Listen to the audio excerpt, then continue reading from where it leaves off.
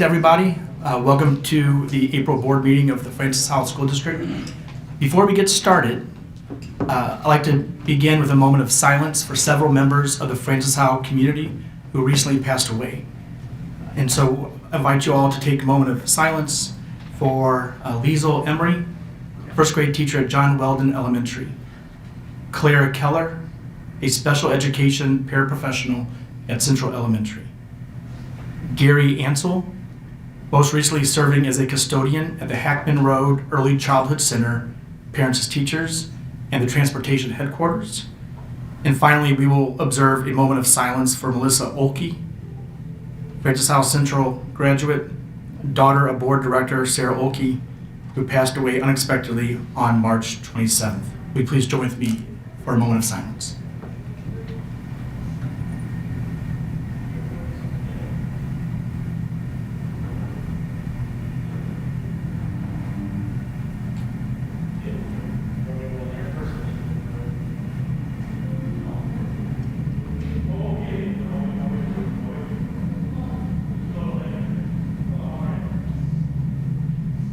May we all cherish these people in our hearts, and may we keep them alive through the stories that we tell and the lives that we live. Thank you all very much.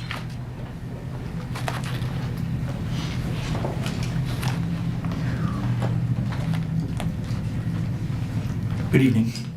I'd like to call this meeting to order with a pledge of allegiance. And our pledge leaders for tonight's meeting are from Warren Elementary School. We are proud to welcome Xavier, Emily, Braden, Maya, Navina, and Jace, who will lead us in the Pledge of Allegiance. Will you all please stand?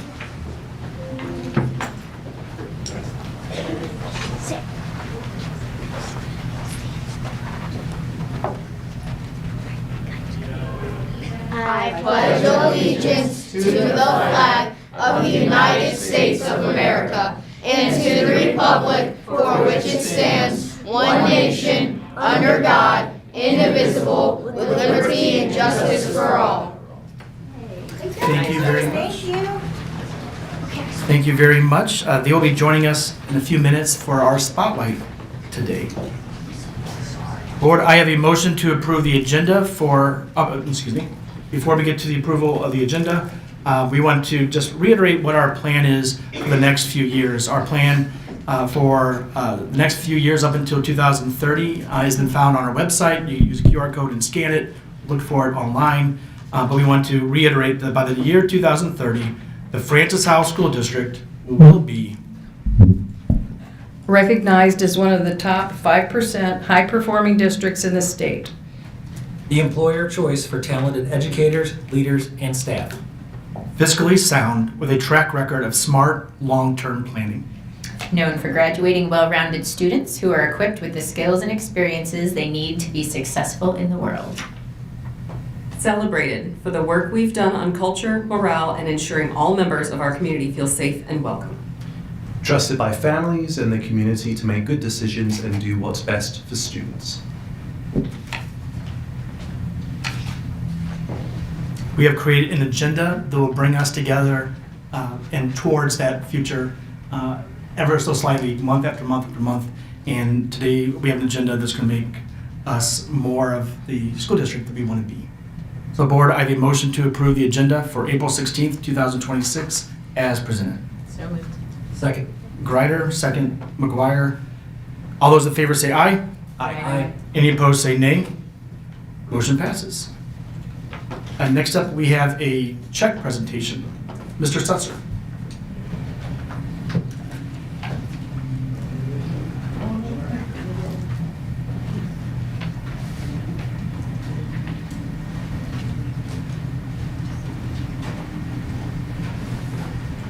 I know this is rare, board.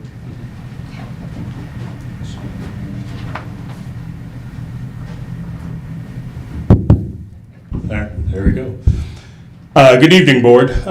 So this evening we have a change in pace. I'm not here asking you to approve funding for a bid package. That'll come next month.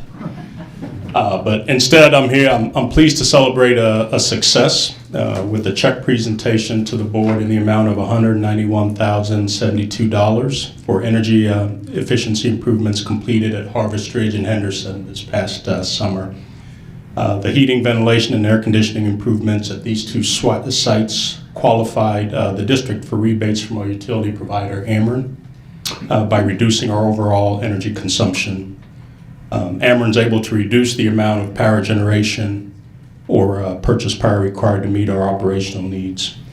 Furthermore, this rebate reflects the district's commitment to sound operational practices and directly supports pillar number 3 of our strategic plan, reinforcing our ongoing focus on fiscal responsibility and effective resource allocation.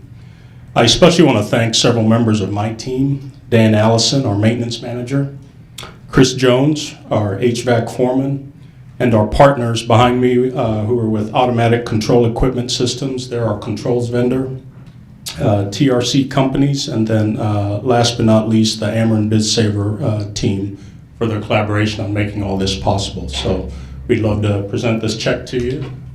You guys want to take a photo op? Sure do.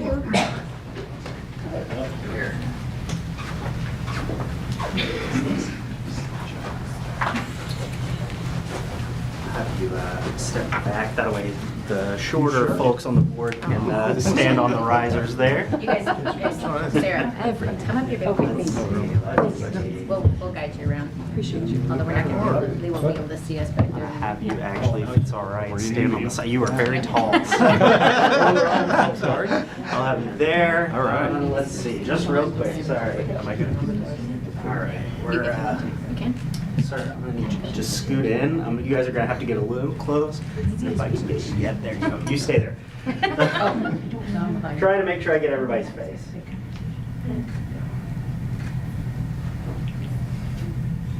Thank you, guys. Thank you.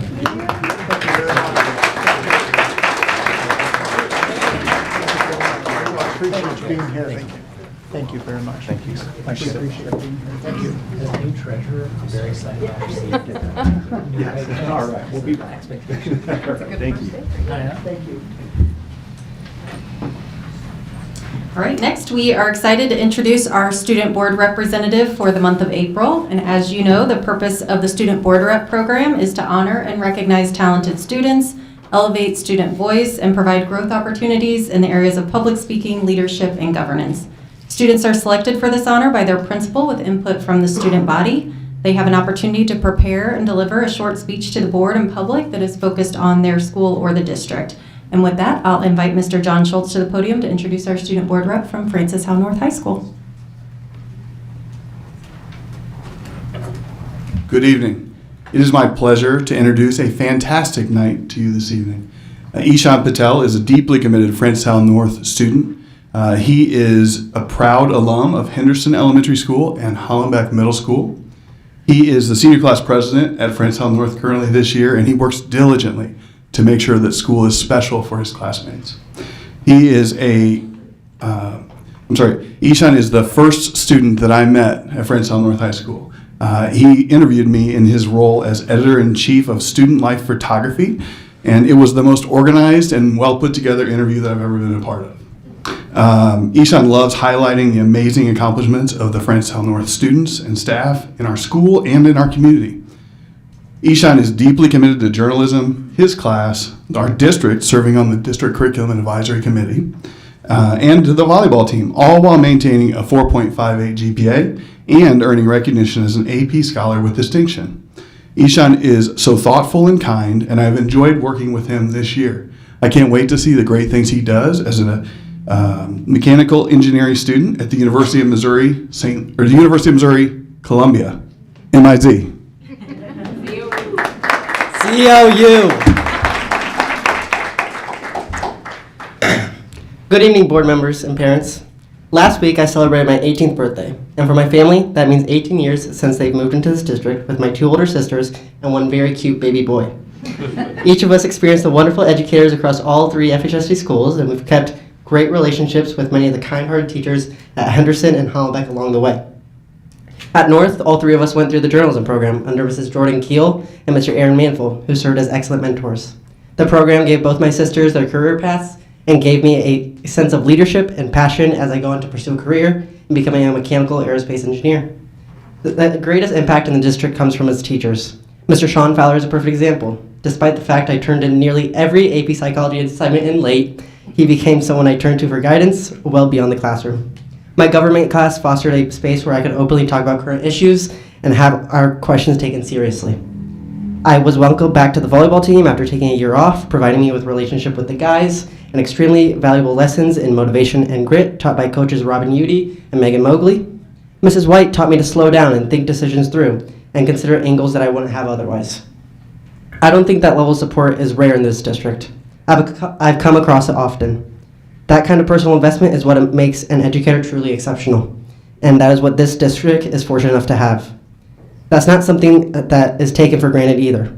Students notice when their teachers show up for them, and it shapes how they show up for everything else. I'm glad to see the board moving away from pushing political agendas and towards what matters most, their students' education and the support of supporting the teachers who make it possible. I hope that continues. Though I am counting down the days until the last day of school, it's 21, it's going to be a bittersweet end. Saying goodbye to the teachers and administrators who have been such a guiding light won't be easy, but I leave feeling prepared for what comes next. Thank you.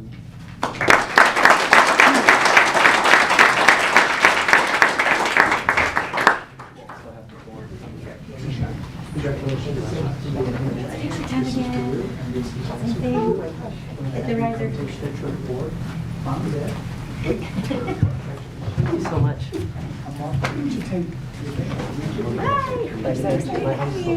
You're right here in the middle. Right here in the middle.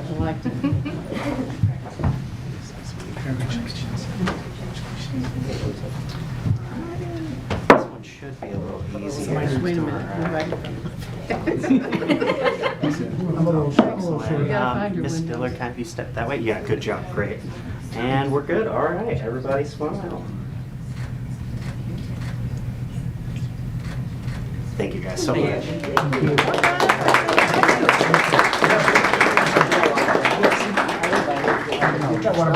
Okay. It's going to be water.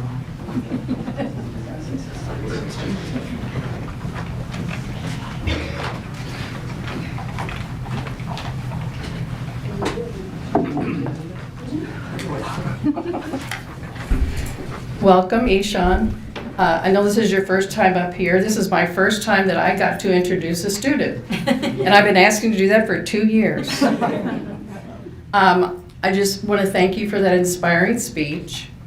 And thank you for setting a great example in your school and your community. I think someday you may run for something. What do you think? Well, when you're 24, you can run for school board. That's right. And we'll be glad to have you. I won't be here then, but thank you so much. Thanks for all you're doing. Oh, wait, and you can, you can ask questions and you can make comments, but you cannot vote. Here. Okay? Here. Yes, but we would like you to vote elsewhere. Thank you. Thank you very much. Miss Joels with our spotlight. Yes. For our spotlight presentation this evening, we will learn how Warren Elementary School is teaching students about goal setting and how it helps students make the connection between their effort and achievement. And here to tell us more is Warren Principal Megan Beckham and some of the Warren student leaders.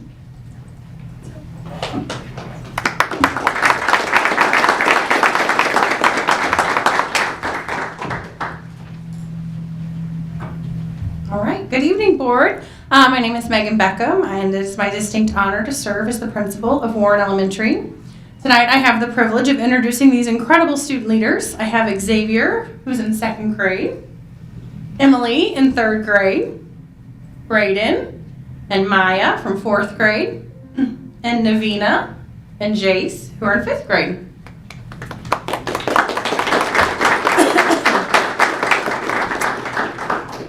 Each day, our students inspire us through their commitment to growth, their ownership of their own learning, and their leadership that they demonstrate throughout our school community. You would be blown away by what elementary students can do when given the opportunity to lead. They truly amaze us every single day.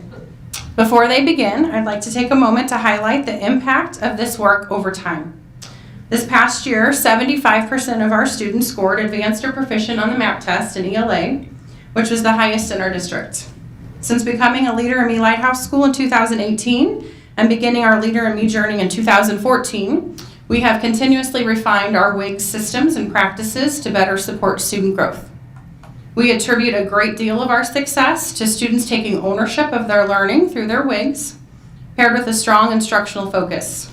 We have prioritized systematic, explicit ELA instruction to ensure all students build a strong literacy foundation. And this year we have further enhanced our ELA instruction through the implementation of HMH into reading curriculum, which is strongly aligned to the science of reading. Through their WIGS, our students have learned how to set meaningful goals, stay focused on their big rocks, and track their progress with purpose. They understand that growth doesn't happen by chance, but through intentional effort and reflection. Tonight we are excited that they're going to teach us about how we set and track WIGS and what that process looks like from the student perspective. Without further ado, I turn it over to our speaker leaders.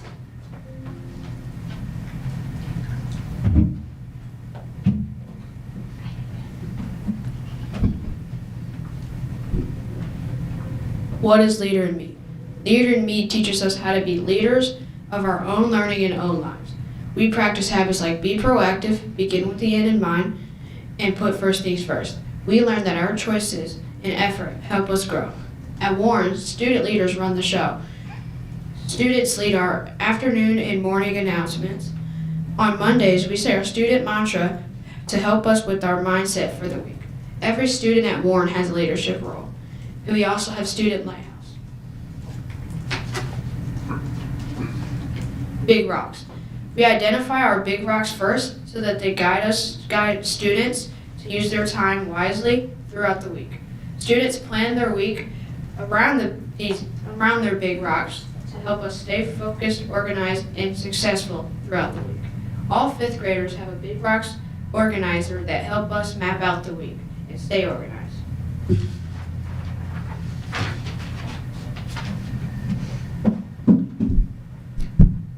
What are WIGS?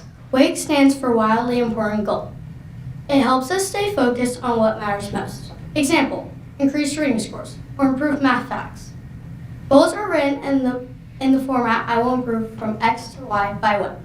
Example, I will increase my diagnostic score from 230 to 330 by May 2026. Lead measures and lag measures. We use two ways to track our progress. Lead measures are our actions. These are the things we do every day to get better. For example, practicing on Excel. Lag measures are our results. These show us how we are doing. For example, our growth on Excel. When we focus on our actions, our results improve. For an example for lead measures is I will practice and study for my test. And a lag measure would be the test scores of the test.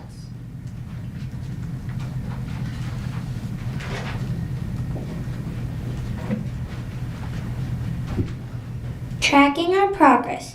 At Warren, we track our progress so we know how we are doing on our goals. Every student, every class, every grade, whole school. We use a scoreboard to make our progress visible. Our scoreboard quickly helps us see if we are winning, making progress towards our goal, or if we are losing, not making enough progress yet. It's simple and easy for everyone to understand. We update our trackers in our leadership binders every week. When we are winning, we celebrate with something fun. When we are losing, we make a plan and adjust. If we are not winning yet, it's okay. Push through. We don't quit. We change what we are doing. Tracking WIGS. At the beginning of the year, we set a goal to grow 90 to 100 points on the ELA diagnostic. That's because we aim to grow 10 or more points each month during the school year. Every week, we track our progress by recording the 2 skills we practice, our SMART score, also if we stepped into the arena. This helps us stay focused on our goal and our action steps. At the end of each month, we look at our growth. Did we grow 10 or more points? If yes, we are winning. If not, we make a plan to improve. Tracking every week helps us see that effort leads to growth. By doing our Excel skills, it helps us meet our own goals, also our class goals, and our whole school goals. So right here we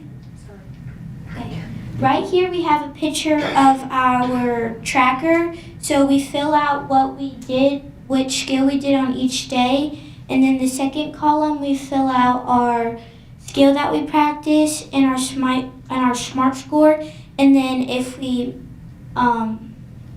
grew 10 or more points.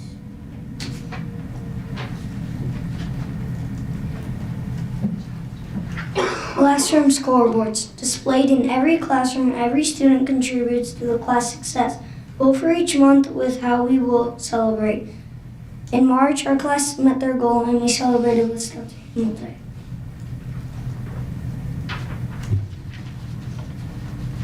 Grade level scoreboards. Displayed in every hallway for every grade level. You can quickly see if we're winning or losing. Both lead and lag measures are tracked. Every class contributes to the grade's level success.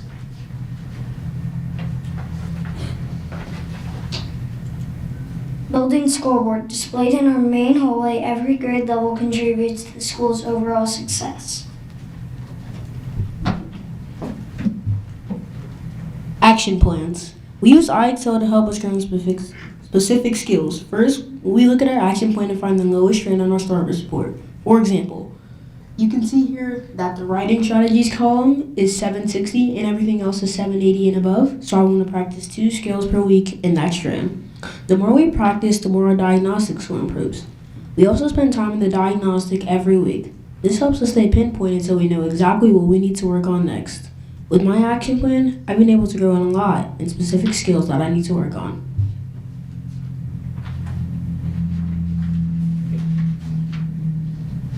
Measuring growth.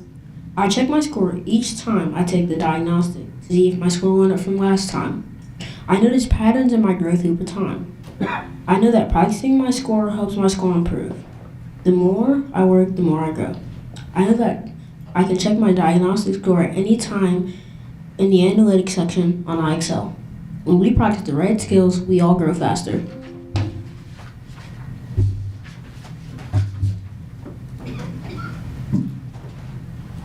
March WIG results. In March, 93% of students met their lead measures or met their goal by completing their skills. 80% of students grew 10 points or more. We know the better score we earn on iExcel, the more likely we are to score well in the math test.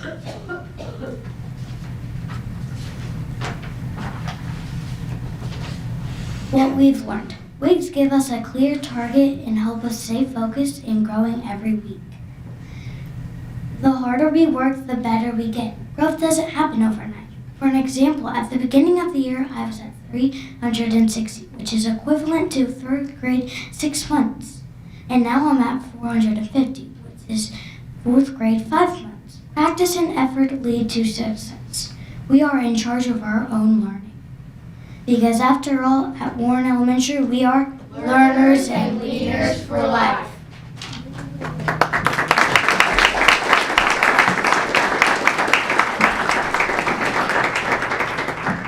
Thank you, board members, for listening to our presentation.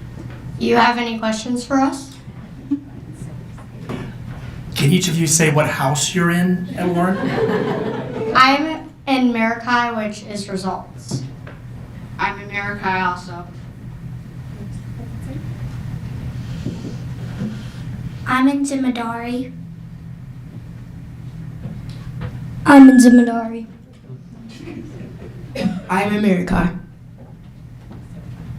I'm in Zimadari.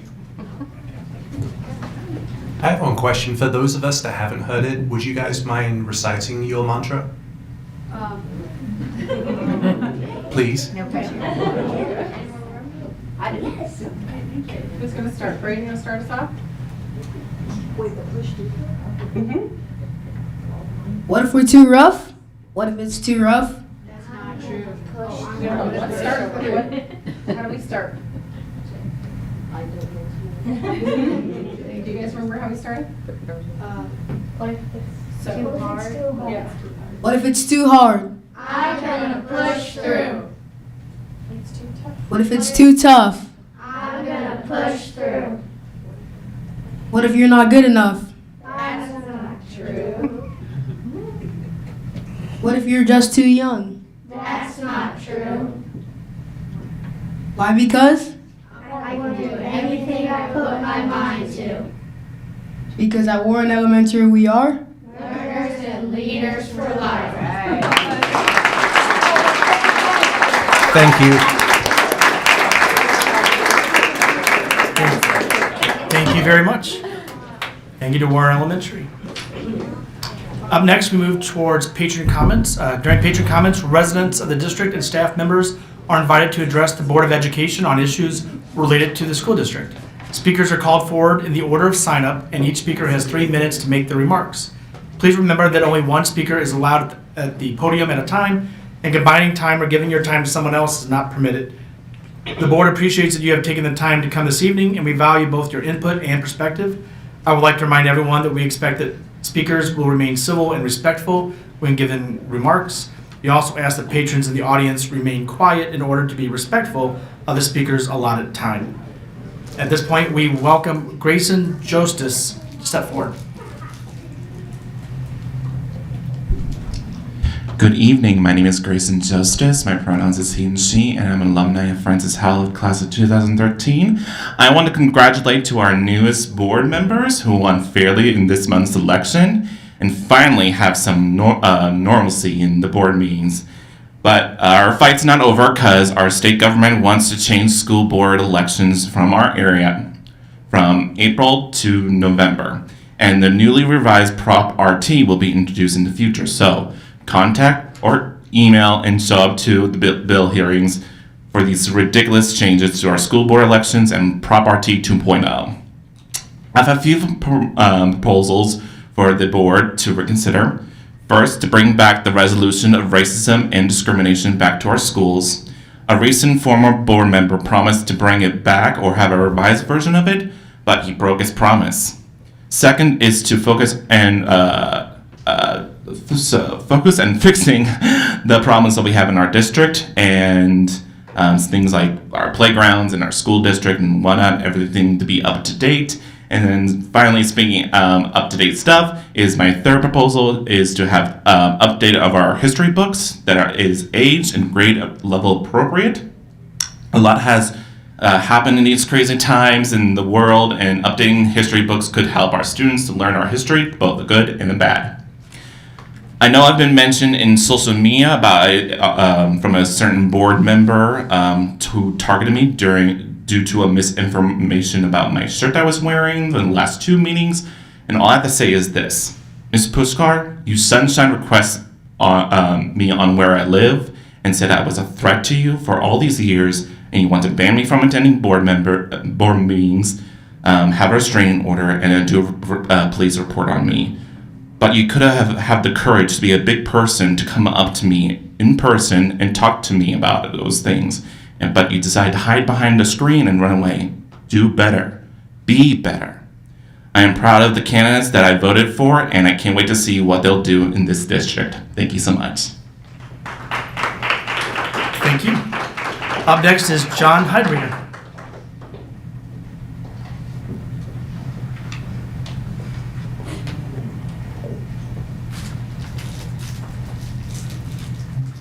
Good evening.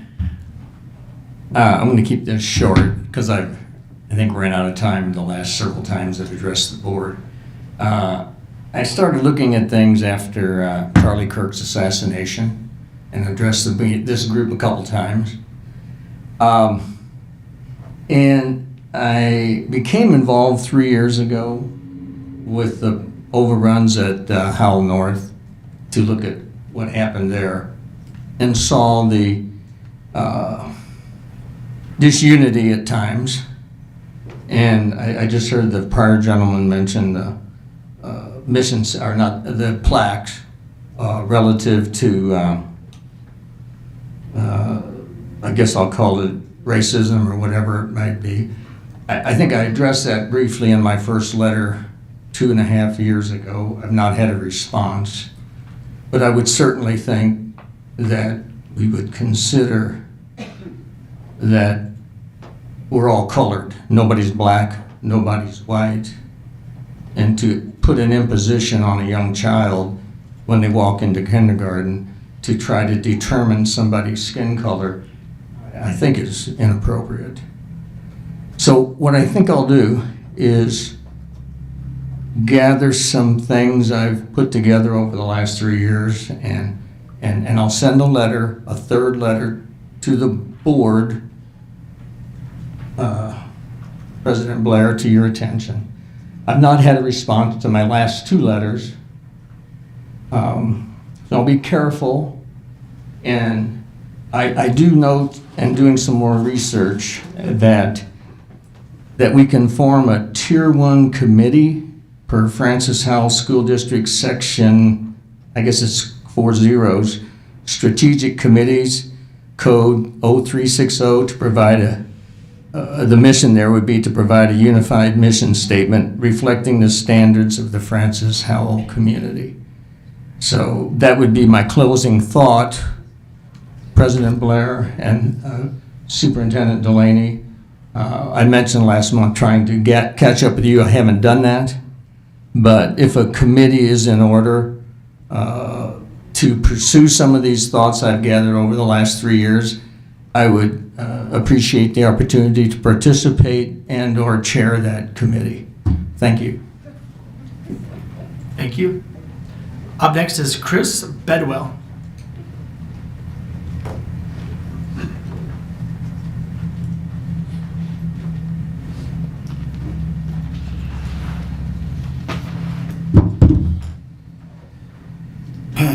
Good evening. My name is Chris Bedwell, and I'm here tonight with my wife, Sarah. We're parents of 3 children in the district attending Central Elementary, Bryan Middle School, and Francis Howell North.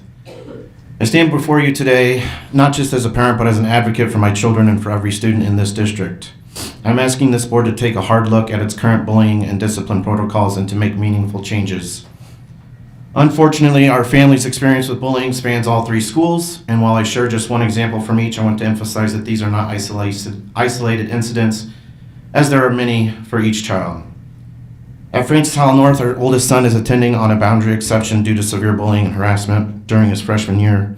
He was threatened with gun violence by another student. We provided the school with all available evidence, and it was our understanding that the student responsible would be permanently removed from the district. However, that same student is now enrolled at FHN and attending school alongside our son. While the administration acted quickly to establish a no-contact agreement, which we appreciate, the larger concern remains. The student has already been involved in further disciplinary incidents, including a physical altercation.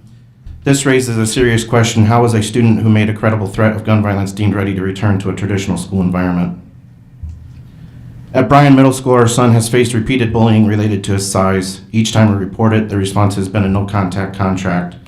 Yet those agreements are repeatedly broken, followed by temporary suspensions that fail to address the root issue.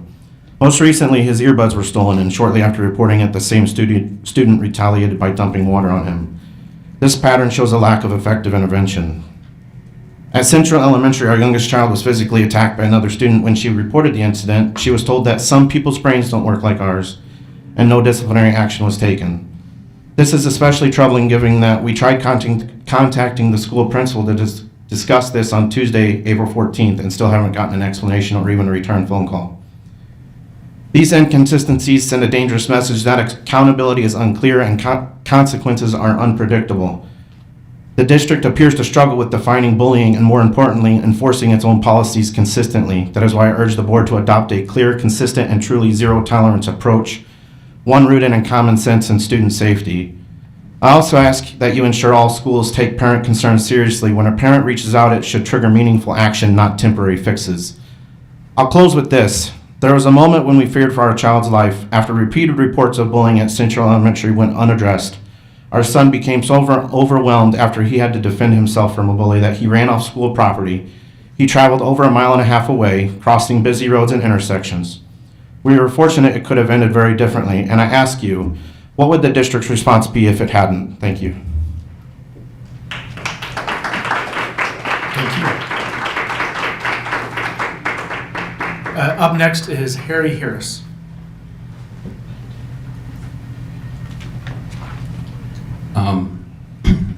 I want to say, sometimes, you come up here to say something, and then something happens, right? Like what that gentleman is going through. And I want to say that it saddens me that your children are going through that.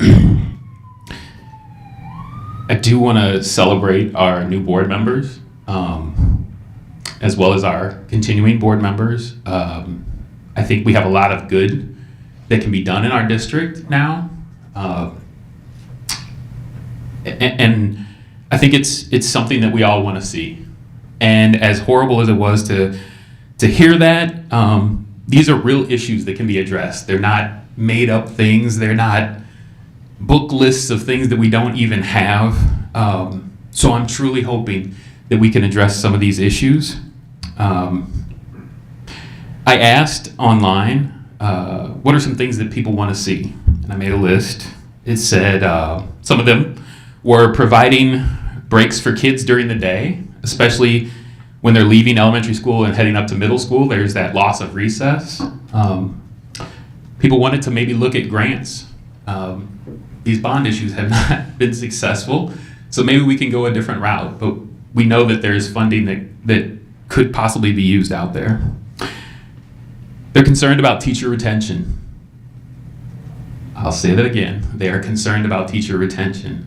I've heard a number of stories in this last couple weeks where there's a high turnover.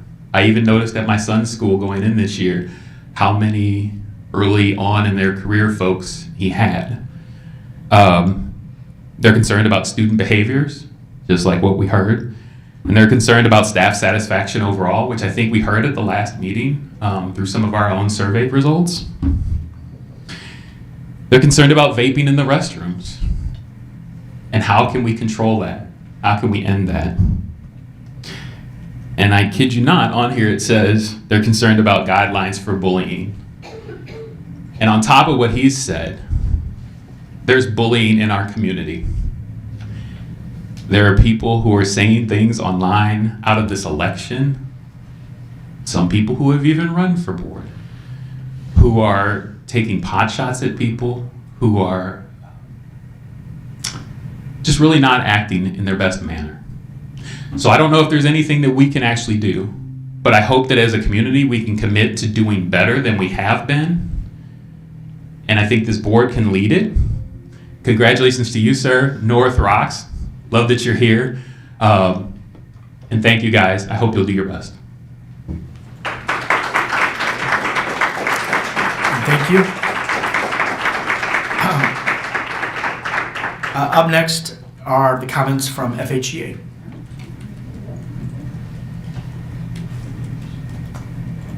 Short list tonight, sorry.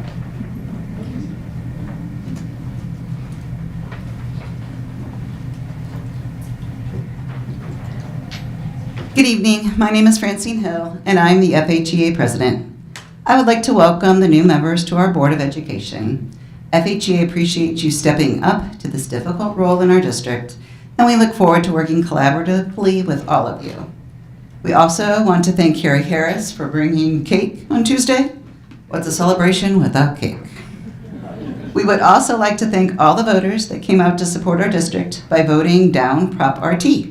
Our students, schools, and teachers need continued funding increases to keep up with rising costs. We want the best resources and education for all our students. Please stay educated on how other funding changes will impact our community and schools. MAP testing time is fast approaching for many of our students. We want all our students to be able to do their best and know we are all supporting them. FHEA wants to thank District Administration for working with us to create the calendar that is being voted on tonight. Creating a calendar is no small task and has many moving parts. There was a great deal of thought and discussion put into the changes made during the negotiations, and even a detailed chart by Mr. Hancock. Thank you. Our students and staff safety is extremely important to us, so we appreciate when we receive updates on how the district is working to ensure our buildings are safe for everyone. Thank you. Thank you. Up next is FISPA.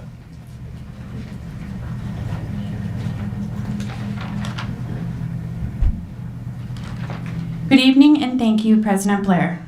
My name is Heidi Nixon. I am the FHSD Vice President of Technicians.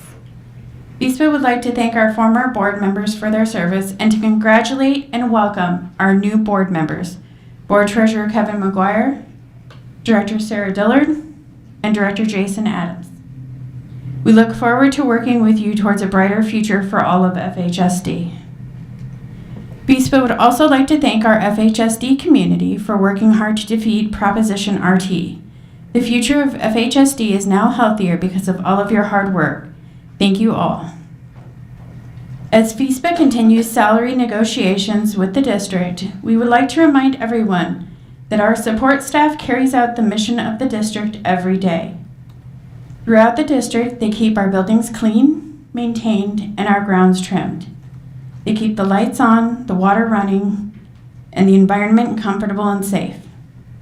They maintain our staff and students' technology, keep our students healthy, and our clerical staff are some of the first faces that parents and students interact with. Our paras and interpreters help the students learn and guide them through their day safely.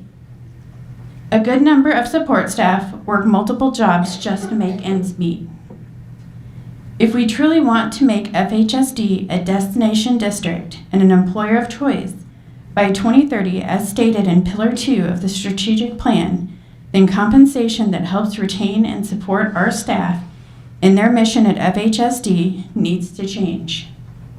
We look forward to continuing our conversation with the district and working towards an equitable solution that reflects the value of our staff. Thank you for your time. Thank you. Board, I have a motion to approve the consent agenda for April 16th, 2026 as presented. President Blair, can I make a motion to amend at this time? Are you referring to having an item pulled from consent? Correct. Ms. Tepler, has it already been removed? It's already been removed. Thank you. Thank you so much. The motion is to approve the consent agenda. Vice President Greider with the motion. Do you have a second? Second. Second by Treasurer McGuire. Any conversation? All those in favor say aye. Aye. Any opposed say nay. Motion carries. So board, I have a motion to approve the AP checks as presented. So moved. Vice President Greider with the motion. Second. Second. Director Dillard with a second. Director Adams will be abstaining from this vote as his wife has been listed as receiving a reimbursement, and we follow a rule when it comes to when a board member for any reason needs to abstain from a vote, and so we are applying that same rule tonight as we have been for years and years. It's just impacting this particular vote and Director Adams. So Director Adams will be abstaining from this vote as it relates to his wife. So, any conversation?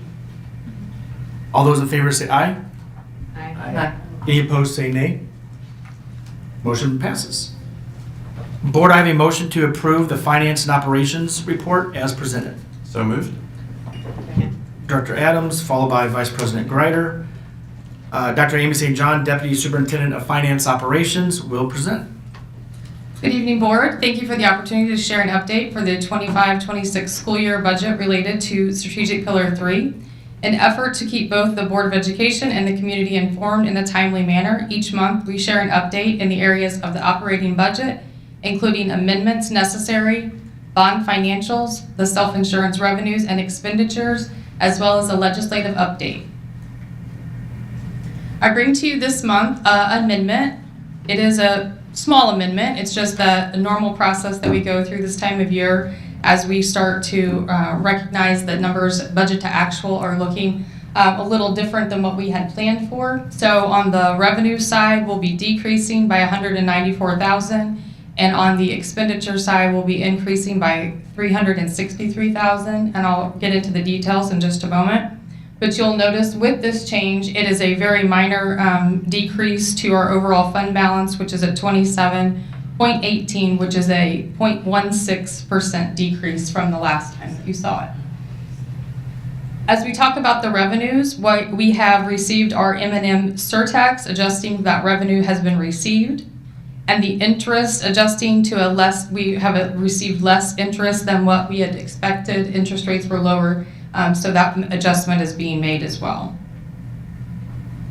For our expenditures, we have a few adjustments to the area of salary and benefits as the year has gone on, and then for purchase instructional services, adjustment for virtual learning, and then finally repairs and maintenance for other purchase services as related to food service expenditures.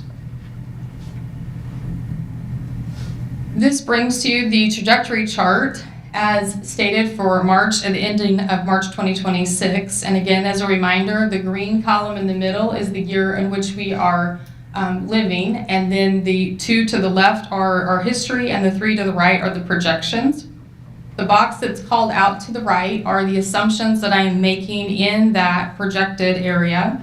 And I want to make note that next month I'll be bringing an update, as after this had gone to the board, we received information from the state that our state adequacy target will not be fully funded through the remainder of the year. So we do expect to receive less funds than were budgeted. And we also have seen the governor's budget into the FY27 underfunded by $308 million. So instead of the projected $7,145 SAT, we are expecting $6,600, which I'll break that down next month is what I'm saying. I'm just giving you that late breaking news, sad news that we are receiving less state funding than expected. And also our state funding for transportation has a shortfall at the state level of $32 million. And I will bring you information next month as to what we think that will do in effect of the trajectory.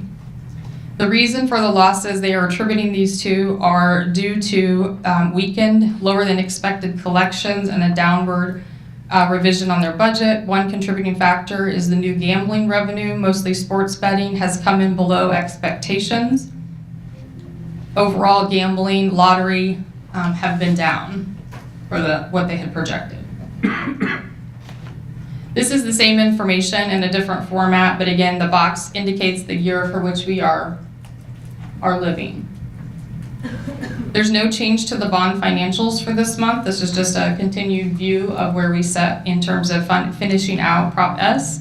As you might remember, we'll be finishing that with 6 more HVAC systems that will happen over the summer. I won't spend too much time on the self-insurance information because I'm going to come back to you shortly with a full view of what we're going to do in the FY27 budget. So I'll go into greater detail. But I would share with you and remind you that we are working under Pillar 3 to be fiscally responsible for the Employee Insurance Committee, and the levers that we are looking at are plan design changes, including our co-insurance, our max out-of-pocket, short-term disability. A second area is to reduce or eliminate the dependent contributions by the district. And the final is the HSA contribution by the district, reduce, or eliminate, and or close the gap. For the legislative update, I have new information for the district report card A to F timeline. We have received information that this April, May, that is when they are developing it with stakeholders and performing the data simulations. And then over the summer, they will present those to the governor's office, and that they will provide feedback. That feedback will be taken, and in August, it will be presented to the state school board. And we expect in the winter of 2026 that we will see pilots of this state report card, and we'll start to see what our data looks like. That data in the pilot will be using FY26 data, so as we end this year. And in the fall of 2027 is what they expect it to be for go live with using, and it would be using our FY27 data. Unfortunately, the 2026 watch list for legislation that is tax reform or school finance has not received good news. They are actually really progressing through the legislature, and I have some estimated losses to the district for each one of those. The first one being moving the debt service and new construction under the Hancock Amendment would be approximately $2.9 million loss to the district. Changes to residential property calculations would be a loss of $2.1 million. A different version of residential property changes would be just over $500,000. And then there's another with a multi-tier tax calculation that would estimate a loss of the district to about $800,000. In addition to that, I do keep reminding you of the enrollment curriculum or instruction legislative pieces that are out there that at this time, none have shown any revenue streams to support. They would be considered unfunded mandates if any of those were to go through. This information is the same as it was last month. There is not a new update in terms of the work of this committee. Again, just as a reminder, this state funding formula will be delivered December 1st of 2026 with a new way that we will calculate state funding. And then finally, just a look ahead, mentioning that about the first look at our employee insurance, the budget that I have on the trajectory is at a 8% increase. We currently are being forecasted at 12.5%. Monday is when our committee meets again, and we'll really be looking in at ways that we can maintain and fiscally responsible to this to the district, and being able to look at that and hold it to the 8%. And then as a reminder for the insurance, there will be a board work session for a full evaluation, and we'll actually step you through the whole year's worth of information, show you how we've made some decisions along the way, and then present you with some recommendations. With that, do you have any questions? Board? I have one. Did I hear you say that the state transportation reimbursement is not as high, so we're not going to get the reimbursements we expected? Correct. That we just received information that they will not be fully funding that formula. So how are we projecting, are we doing anything for the increased diesel prices for all our buses? I haven't. I'll be bringing next month to you a review of what that's going to do to our budget and the projections for this year, as well as what it'll look like for next year. You mentioned at the very beginning that late breaking news, and because we had to have this conversation and all, that there's a change about whether or not they're going to fully fund the formula this year.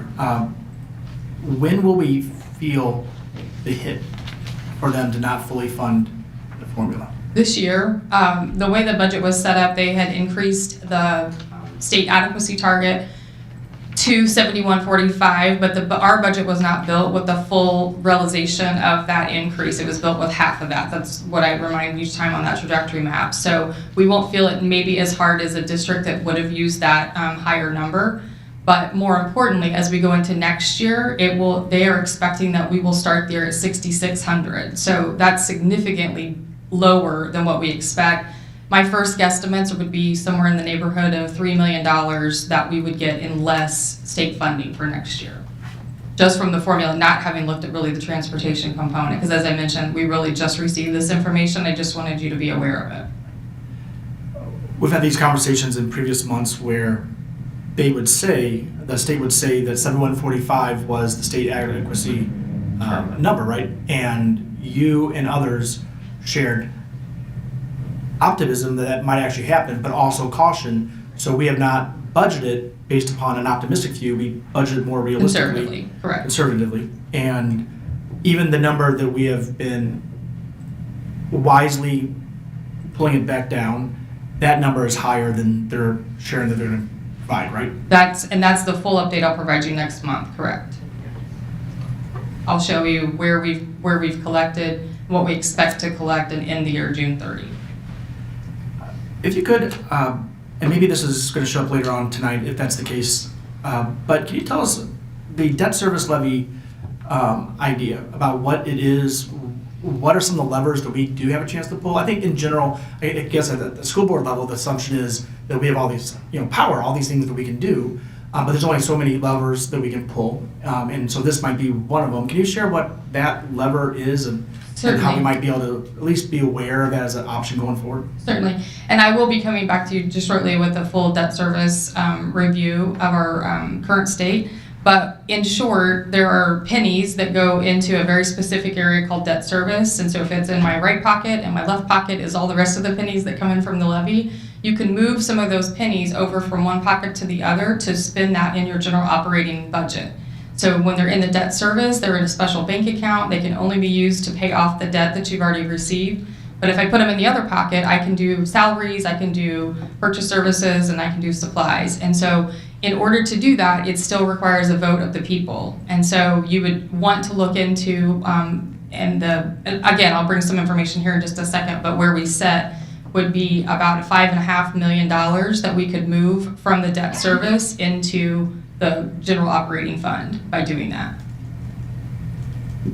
And again, that is a non-tax increase. It is no tax increase, but it requires a vote, simple majority of the people, because it's still moving the levy pennies. And so you would just be asking the voters to approve the ability to collect that and use that in your general operating fund rather than your debt service. Just moving it from right pocket to left pocket. Correct.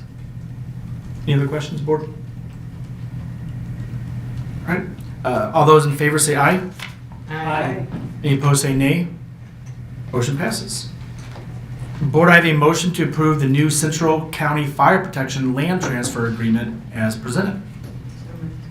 Vice President Greider, motion. Do we have a second? Second. Treasurer McGuire. Mr. Stutzer. Yeah, thank you, Board. So the district leaders have been working with Central County Fire Protection on the land transfer on Barnwell's campus probably for over the last year, potentially year and a half, and it's finally coming to fruition. We worked with our legal counsel to draft an agreement to transfer a portion of property. If you're familiar with Barnwell, there's an existing fire station that they want to build a larger one to the left of it. So over to the left, there is basically, it's our property. And so the idea is to build a new firehouse, and then they're going to realign where the existing firehouse with a traffic signal to give that whole campus better flow. So we have reviewed this. We believe it's in the best interest for the district. It's mutually beneficial to improve fire services and also traffic circulation for our buses as well as our car riders there. So we would this evening recommend that you approve the agreement. Board, any questions? Building a firehouse is no cost for us. We would just be spending traffic improvements that we were going to do anyway at the age of the lots. Correct? That is correct. And there are two components to this. We also would like to do some improvements just for our own traffic flow purposes for Barnwell's campus. I think those in the community that have students that go to Becky David and Barnwell understand that that campus is just not oriented the way it needs to for bus traffic as well as car rider traffic. And so we would come back potentially in the summer of '27 with a capital recommendation to rework the rest of that campus to alleviate any additional concerns. Any other questions? So again, this is, the value of this for Francis Howell School District is to have a working fire department right there next to two schools, which is a value, and also improves the traffic flow for all things Barnwell, and including Becky David. Yes, and I would also offer not while it's a big benefit for the district, it's really a benefit for the overall educational community, including the homes around Barnwell and Becky David. All right. So motion is to approve the new Central County Fire Protection Land Transfer Agreement. All those in favor say aye. Aye. Any opposed say nay. Motion passes. Thank you very much. Board, I have a motion to approve entering into a 3-year renewal with CARE ATC starting October 1st, 2026 through September 30th, 2029 as presented. So moved. Director Adams, Vice President Greiner. Any conversation? I just want to say one thing. I'm really, really happy that we're able to renew the service. Anyone that has used CARE ATC, I believe, would agree with me that this is how medicine should be delivered. So any staff that have yet to experience CARE ATC, I hope you take advantage of it. It is an amazing service, so thank you for being willing to renew the service. All those in favor say aye. Aye. Any opposed say nay. Motion passes. Board, I have a motion to approve replacement of heating, ventilation, air conditioning systems at Meadows Parkway Early Childhood Center as presented. Vice President Greider with the motion. Second. Treasurer McGuire with the second. Any conversation to the board? All those in favor, say aye. Aye. Any opposed, say nay. Motion passes. Board, I have a motion to approve the purchases as presented. Vice President Greider with the motion. Second. Director Dillard with the second. Any conversation? All those in favor say aye. Aye. Any opposed say nay. Motion passes. Next, we will have a presentation on the fiscal year 27 budget development, debt and insurance. Dr. Amy St. John, welcome back. Thank you. We'll kind of continue our conversation. So this is, for our new board members, this is a series over several months where we're building toward the full budget. So tonight we're just focusing on two areas, our debt service and our self-insurance fund. And so I'll go through and give a little bit of background information and just kind of present where we are with these two. And then each month I'll come back and add a little bit more to the story. And then there'll be a full budget presentation on June 4th at that board meeting. So this one provides a little bit more detail along the way. So this is our budget development process. It's pretty standard in each school district, as each school district has the requirement of having their budget be approved by their school board by June 30th of a school year. And so we work at that sort of 18-month cycle of living the one we're in and building the next one. The fund requirements for the Missouri statute 165011 is that we must keep our funds in certain locations. So as that levy that I just talked about, as that money comes in, a portion of it, pennies of it, go into each one of these buckets. And then the things that you can spend out of those buckets are listed. So our general, or Fund 1, they're one and the same in how we call them, are our salaries and benefits or for our non-certified staff. And non-certified staff are those who are not educators or don't have a certification. And those that do have a certification are in Fund 2, or also known as the teacher fund. And then tuition comes out of there. If we send students to, for instance, Lewis and Clark, we are paying another school district's teacher. So that comes out of that same bucket, and that's called tuition. Under capital projects, that's what Mr. Stutzer's been talking about in terms of those are things that cost over $5,000 per item or in a bundle, and then also things considering construction, building, lease purchase, and other capital projects. And then the one that sets to the side is on purpose like that because it's in its own checking account, as I mentioned, its own location, and that's the one that's called debt service, and it is structured based upon our long-term debt payments, principal, interest, and fees, in order for us to pay that back. This is where we sit tonight, being the budget development presentation for debt service and the health fund. And I'll start with debt service. This picture, it does a nice job depicting how we go from a bond initiative to that debt service that I just mentioned. So in the upper right-hand corner, a voter would approve the bond. That bond is authorized for sale. Then investors decide to buy those bonds, and then that loan is given to the school district. And then the loan proceeds get deposited into a specific fund, and then all of the construction bills that come in get paid directly out of that and must be tied perfectly to that loan. And then the debt levy, as it comes in and generates revenue each year, we then calculate how much we have to pay in principal and interest that year, and then that levy comes in to pay for that. The debt service, the sources and the purpose, the fund is used in account for accumulating for the payment of long-term debt.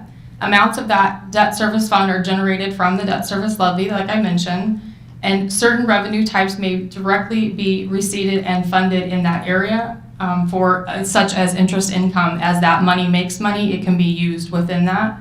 And then the resources are used solely to retire that bond debt and associated fees. Our current levy is 67.13 cents. That levy is consistently calculated at a higher rate and has to be rolled back each year. So each year the school board sets the levy for the next school year, and you look to see how much money you are bringing in, and then that number in ours last September calculated to 77.22 cents, 77.22, and had to roll that back by 10 cents to get it to the 67.13 because that's the way it is written into our bonds. Senate Bill 190, the senior tax property freeze, does not apply to the calculation of debt service. You did hear me mention earlier under the legislative update that there are some legislative pieces that are coming through trying to put Hancock Amendment caps in this area. So the primary source for this fund is that tax revenue that you've heard me talk about in multiple ways. A tax rate hearing must be conducted in September, and for St. Charles County specifically, it is to be set by October 1st each year. Other counties are September 1st. They have to have it, so we're a month different than that. This is the way the fund expenditure overview by year has looked, and so you can see some years look higher and some to be lower, and there's some years that larger principal payments are having to be made, or a bond may be callable, and that means that you have to pay it back or refinance it at that point. These are our 4 outstanding bonds as they are on the books today, with our principal outstanding as $240 million. A typical life cycle of a bond is 20 years, and as I mentioned, at 10-year mark, oftentimes you will refinance, or they're called refunded at that time. And you also have the option to do a defeasance, which we did last May, which is if you have extra money in that account, you can pay down debt early without penalty. This is just a good snapshot for you to see how much of our debt will be paid off in the next 10 years. There's a good amount, about $124,150,000. This is the same information in a different format, and we work with Piper Sandler as our bond counsel, so all of the things that we, the charts that you see, those come from them as they calculate that information for us. And this is where I'll wrap back to where your question was, President Blair. So our debt service fund revenue estimate currently for 27 is $27,989,688, with an expenditure next year of only $14,027,400, which leaves us with $16,752,417. It would be my recommendation to begin to have conversations with Piper Sandler sooner than later for us to look at options, because at this point we now hear that the state funding will be lower, so we have an opportunity where we could do, as you just mentioned earlier, what's called a debt service levy transfer, so taking those pennies from one place and putting in another. And I had them run a quick estimate to move 12.5 cents, that would be $5.3 million that would be moving from debt service that we could use in our operating. If you are interested in that type of thinking and that type of work, that would be something for an August ballot. That would have to be decided by the May board meeting. So more information, if you need, would be we would need to have available to you. Even by doing so, we still have enough bonding capacity to, we had talked about with the facility master plan, that first bonding capacity at about $150 million, and that would still be available, and here's why. You calculate the bonding capacity of a school district, it cannot be more than 15% of your assessed valuation plus any outstanding debt that you have. And so when you look at our assessed valuation as of December 31st, 2025, and then you calculate 15% of that, and then you back out any of that debt service that is owed and outstanding obligations, we still have a bonding capacity of $403 million. Which is really, really good for a school district. There are times that school districts run out of bonding capacity because, for instance, a school district that may grow too quickly, they have to build a new building, new elementaries as new places come in, and we're not in that space. We're in a very comfortable space with our debt currently. Before moving on to the health insurance, I would see if you had any questions particular to the debt service. This is actually a question for Mrs. Joles, and I apologize for putting you on the spot. Dr. St. John has mentioned a lot of things happening at the state level that could decrease our revenue.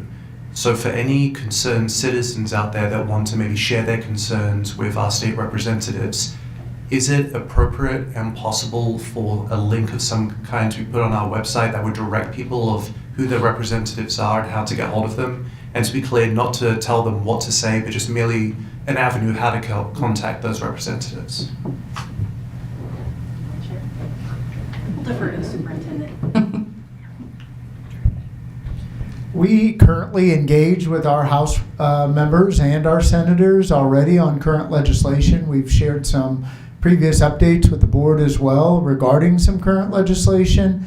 There are current websites that you can look up the direct email addresses for those legislators. I don't know if we can link that directly to our website or not. We'd have to do some research around that.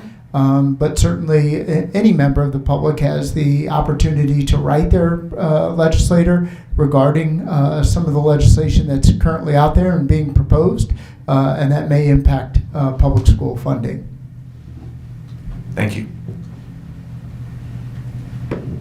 No further questions? Oh, go ahead. So if we want it on the ballot by August, we have to approve it by May or be on the May agenda to discuss? It's May 26th of 26 is the final deadline. So by our we have a May 21st board meeting. So the board would need to have a resolution considered by then and and ballot language. And we would work with Piper Sandler, the bond counsel, if that's something we would want to pursue. And there's always that time frame to the next, if it's November or if it's the following April or which one. But yes, I just wanted to give you that as a guidance. Aren't there benefits to doing it in August versus April? It's a simple majority in August. I think there's probably pros and cons to every one of them. It's a short time frame to tell the story, but it's also very timely because of the state cuts that we know are coming, and so that would definitely give reason to look at it that way. But there's also that Senate Bill 1002 that potentially, Mark, if you want to answer, I know that's one you talked about. Yes, there's some current legislation out there that has worked its way through the Senate. It's now at the House level. Several people may be aware of Senate Bill 1002. It is a bill that is being proposed only for St. Charles County public school districts. And it limits our ability to take a tax referendum or a bond issue referendum to the community. And currently, the way that we understand it's being proposed is we could only take those types of referendums in November of even number years. So if we were originally planning something in April of 2027 per se, and this legislation were to pass, that would limit our ability to do that moving forward. This is also the same piece of legislation that I think many people in the community are aware that limits board elections to November election cycles as well, and potentially increases the duration that board members currently sit on the board. So this is certainly some piece of legislation that could have some impact, which I think to Dr. St. John's point may make us think about some things that maybe we were thinking a little further off, potentially for August or even November, and that would be at the board's direction. And so before we move on to the self-insurance fund, just for gathering and in summary, what you've shared is there is this action called a debt service levy transfer that is really just moving money from one pocket to another that could be used by the district to offset any losses considering possible ballot and Jefferson City decisions. This, again, is not a tax increase, and also any action regarding a debt service levy transfer would not box us in or eliminate our ability from pursuing anything that was presented in the facility master plan that was shared with us just a few months ago. Correct. So it could potentially help the present without boxing us in with any future negatives. And certainly that would be a second ballot measure should we want to talk about that. But yes, I want to confirm you are correct. Oh yeah, absolutely. And so, so you were saying that if we needed to do this, we would need to talk about it in the May meeting in order to make it as a possibility for the August. Correct. We have to decide. We'd have to have a resolution decided that night. Okay. So just in general, board, and we're not going to do a vote, but unless I hear otherwise, I think we'd like to have the opportunity to pursue that option. Okay. So, thank you so much. And now for the self-insurance fund. Yes, so for self-insurance, for our new board members, it's a little unique for a school district, but we do have several in our area that are self-insured. So that simply stated is the self-insurance is we are our own administrator of our own plan, and that brings both pros and cons. So that lowers the overhead cost of it, and we have more control over it, but that also means we absorb all of the claims. And so we have just come through a very high claim year, and so I'm going to share some information on that as we go on.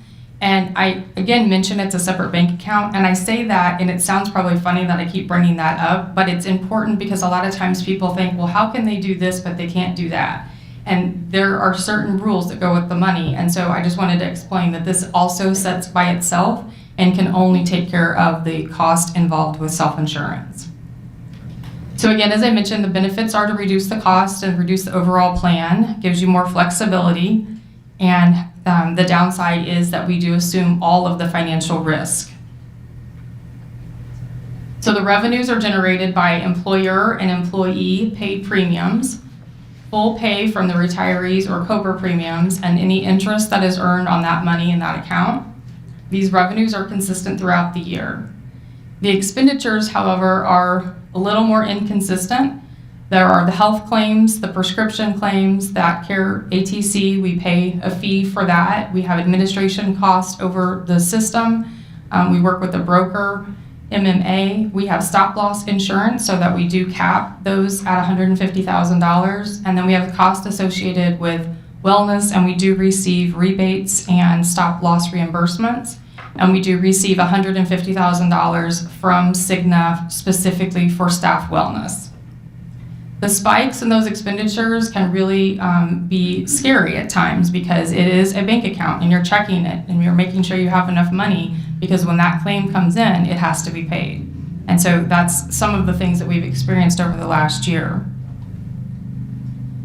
As we look over the last year of the self-insurance information, you can guide your eye to the top box here with the medical revenue and the employee premiums. Employee premiums over the last 3 years have been fairly consistent. They have had a 2.9% increase to our employee contribution. The employer contribution, however, has had a 10% steady increase during that same time frame. In last school year, the school district operating funds had to move $11 million into the self-insurance account to cover the claims. If I add that into that change in premium or the change in contribution, the district has increased by 67%. And a frame of reference for the $11 million is to service the entire teacher salary schedule for 1 year for a 3% salary increase is $2.7 million. So you can imagine $11 million expenditure out of the operating budget to take care of this gave a pause to the committee. So we started this year off thinking, how can we mitigate any of these expenditures? What can we do? What can we look at? And so that's what I do applaud the committee that has worked on that. And as well as Director Greider, she serves on that committee with me. And it's really been difficult to look at this because it feels very emotional and you want to be able to take care of your friends and your family and your coworkers. However, it's something that's also a financial decision. And so those are the things that we're looking at in this work. We also provide dental and vision for all employees. So an employee in the school district, employee only, everything is paid for, medical, dental, and vision. And then there are additional costs involved for family or spouse. The expenditures over this time frame have also steadily increased, as I mentioned, from the claims alone, 19 million to 24 million. Prescription costs alone are nearly $10 million.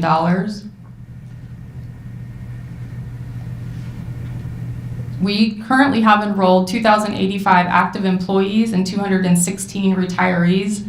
As part of Missouri teacher education, the district that you retire from is really the district that you continue to have insurance capabilities with.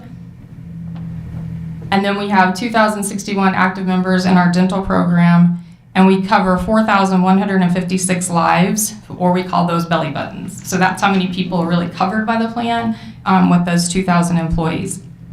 The third parties that we work with, as I mentioned, are Marsh McClellan Agency, MMA is what we refer to them as, and they are benefits consultant broker. We have Cigna as our medical claim administrator, Express Scripts as our pharmacy claim administrator, Delta Dental, National Vision administrator, and then Tokyo Marin for our stop loss insurance. Our current plan we run as an October 1 through September 30 is our plan year, so it doesn't coincide with the fiscal year, and that can be a challenge at times. But the plan that we're living under now, we currently have a base plan that's $849.14 per month. And we have a high deductible plan as well, and that's $773.22 per month. And at the current process that our employees have, they can do sort of a mix and match of that. And so it's not really equitable across all of the people groups in terms of what the district contribution is. It's a variable cost for the district side, and it's a fixed cost on the employee side. And that's another thing we're trying to look to change, because that really should be a fixed cost on the district side so that we would know exactly how much it's going to cost per year. For employees that are in the HSA program, they receive $1,000 as an employee or $2,000 as a family, and that currently is a lump sum figure that is given to them on October 1st. That portion alone is $1.6 million, and it is not currently in the self-insurance fund. It is actually out of the operating fund because it goes directly to the employee.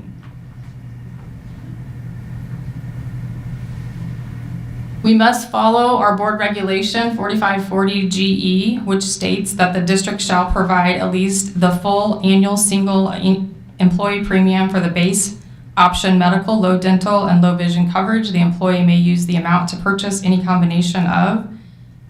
Any additional premium beyond that contribution is responsibility of the employee and shall have payroll deducted. So we're going to take a look at just how to put that together more in a chart format of what I was just explaining. So the district contribution for each of these is varied, and that's really the takeaway here. So if you look at the far right side and you look at the annual, you have the two kinds of plans. You have the base plan and you have the high deductible plan. And depending on what that employee chooses, the district contributes differently. So we're contributing $10,767.36 on the base plan, but for a person that was in the high deductible, the district would be contributing $98.56. And then you can just see how that changes as that goes on. The rates are shown on monthly and annual basis, and they are highlighted really in that annual area that I was talking about so that you can see the distinct difference in each of those that the district is contributing. So in the family medical elected, the district for high deductible is contributing $21,962.16. When you look at how that calculates out based upon the March census, which is in the middle columns, you can see how many people are in each one of those categories by each one of those.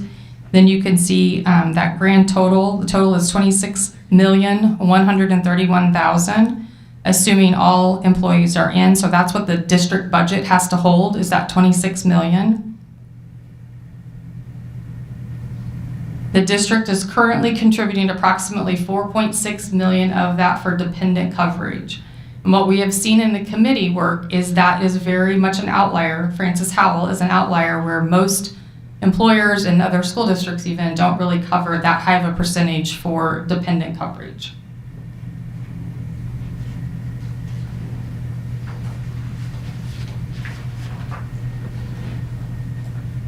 When you look at this slide, the total estimated premiums, you'll notice the portions that are paid by the district and those that are paid by the employee. If you look at the employee-only coverage and the district paid dependent coverage, you can see under that area, 60% is paid, district paid employee-only coverage. And 13% of that is being covered by the district for dependent coverage. Then you have another piece that is based upon the total contribution when you add that all up. So the 27 million is 77% district contribution. And these are the things that we're starting to look at and notice when we benchmark against our area districts, even here in St. Charles County, we don't see that the districts are paying that much in that piece. Where there is no legal requirement to have a fund balance minimum that I talk about that for like the general budget overall, it's always a good rule of thumb to use 3 months in terms of those high claims that are going to come in. And so our general number for us for 3 months is $7.5 million. Our current balance is $6 million. So we do expect that we'll probably have to move money over again this school year in order to bring that back up to the 3-month balance. This is what the fund balance has looked like over the last year and a half. And you'll notice that large spike is from that $11 million transfer that went in last June. And I mentioned this just a moment ago, we do expect that we'll need to put another, and we're watching our claims come in, but what we can see is what's on the books, and it's like a rolling number, because we see the next couple of months out and when those pending claims are gonna get paid, and we just have to make sure there's enough money in there to pay those. And I'll leave off here because in the May 7th board meeting, I'll really kind of pick up from here and then tell you the story of what we've worked on this year. So this is where we are at right now. They've come to us and said, you have a 12.5% increase in your premium. And our budget is really built for 8%. So we're really trying to find ways to move some levers and change some things so that we can control the budget overall and it really not just be writing checks throughout the year trying to cover that balance. So you can see last year that it had spiked quite a bit, and that's really why we have experienced what we have. That the last several years, the claims have just been, the blue line represents Francis Howell, which has, in this case, not good, outperformed the norm in terms of those high claims. And so those are the things that we'll be talking about when we come together on May the 7th. What questions do you have about that? Questions, board? I have a question, somewhat new, Francis Howell's benefits. On the family benefits, if a spouse is on the family plan and they turn down benefits from their employer, do we get any cost back on that or charge them in any way whatsoever? No, if they have coverage available to them, we would ask that they not take our coverage. So that's not required? It's part of the process of enrolling. We go through and talk about if your spouse has coverage available to them. Now, the kids could be with you still on the plan, and you may calculate to see which is it better at your work or at my work. Yeah, I'm not asking about the dependents, just the family plan. Okay. Do you want to say anything since you've helped me on this? Yeah, well, I was just gonna add for the new directors here too, there's so much information in previous board docs too that you can look back with this. Next month, I think to Amy's point, she'll make it very clear.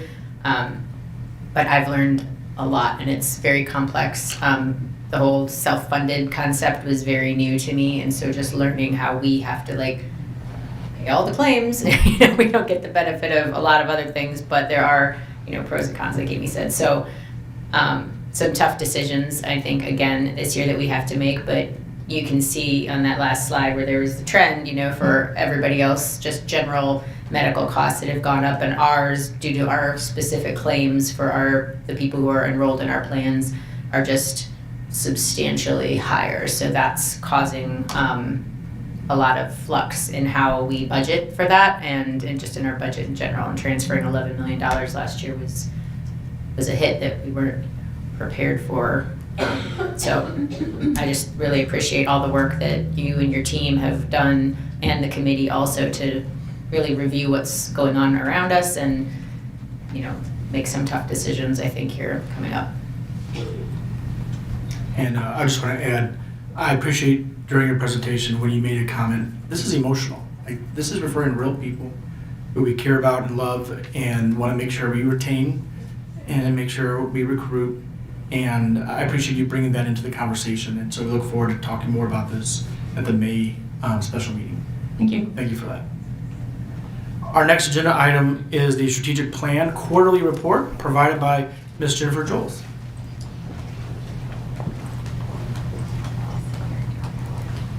Thank you, President Blair, and I actually have the easy part because I really just get to introduce it and then turn it over to my friends, so you don't get to hear me too long tonight. But we are excited to present, this is now our third quarterly progress report on the strategic plan, and so we'll highlight just some of the exciting work that's been happening to further the goals in the plan. Similar to last time, I will just briefly review the planning timeline and the foundational plan components and then turn it over to the pillar leaders to talk about their specific areas. And then once they've all presented, we would be happy to answer any questions that you have. So here is the reminder of the planning timeline, or maybe new for some of our new board members. So we kicked off the planning process a little over 2 years ago now in January of 2024. That spring, we held a series of community roundtables and surveys to better understand the district's strengths and opportunities. In the fall of 2024, a strategic planning team came together to develop goals and the key performance indicators.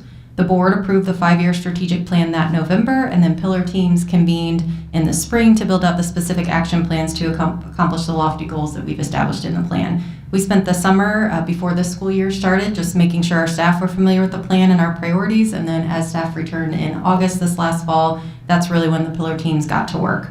We provide you this high-level progress report every 90 days. So again, this is the third one in the series. And then this fall, I think it's on the agenda for our September meeting, we'll present that annual KPI dashboard where we'll look at those more hard data metrics so we know sort of the results of our efforts and how we're doing. So I'll again remind you that this is a 5-year strategic plan and we are currently in year 1 of implementation. So we still have lots of work to do ahead of us.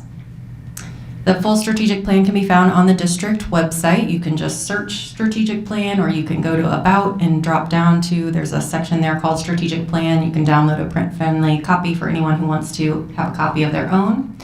I'll remind you of our mission is really about empowering students to be lifelong learners prepared for the future.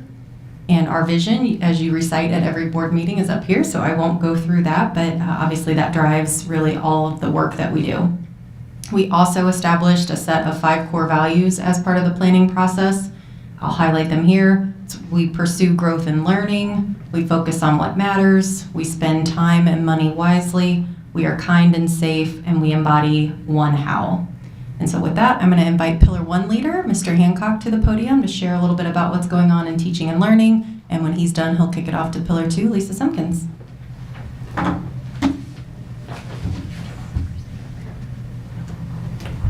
All right, thank you, Ms. Joles. Good evening. I'm excited to provide an update related to the work with teaching and learning, Pillar 1 of the strategic plan. Our pillar has 3 main buckets with it: student achievement, student support, and college and career readiness. This evening, I'd like to highlight a few updates related to our work, starting with student achievement, our first bucket. This year, we launched a new reading curriculum across the district. Transitioning to a new resource is a massive undertaking, and our staff has shown incredible teamwork to make it happen. While we are still in the learning phase of using some of our tools, our Winter Star Assessment shows that we are headed in the right direction. We saw a measurable increase in the number of students reading at or above grade level from fall to winter. And while this is a great start towards hitting our key performance indicators, our KPIs, we aren't to the finish line yet. We are already building our strategy for the 26-27 school year to keep that momentum going. Over the summer, we began revising our classroom. Began revising our classroom to make sure that our classroom assessments to make sure they were actually matching the rigor of our course standards. One example is from our first grade assessments. This year we removed our audio support, the read aloud feature that is from our first grade assessments at the beginning of our third quarter. This is to truly know if students are meeting the reading standard and making sure they're able to decode words on their own. And we're showing good results from those third quarter assessments that we're able to do. Within the area of student support, we recently conducted a health check on our multi-tier systems of support. For those unfamiliar with MTSS or multi-tier systems of support, this is the framework we're working to formalize to ensure students are getting the supports they need at the right time. It's built on 4 main components: universal screening. This is a check-in to see where students are at related to our learning standards. Tiers of support, providing extra help or advanced challenges based on the individual needs. Progress monitoring, regularly checking to see that extra help is actually working in database decisions, using information and scores to help decide our next steps.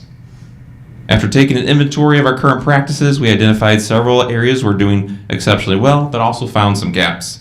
Areas where we need to be more consistent to ensure each child gets the same high-level support they need.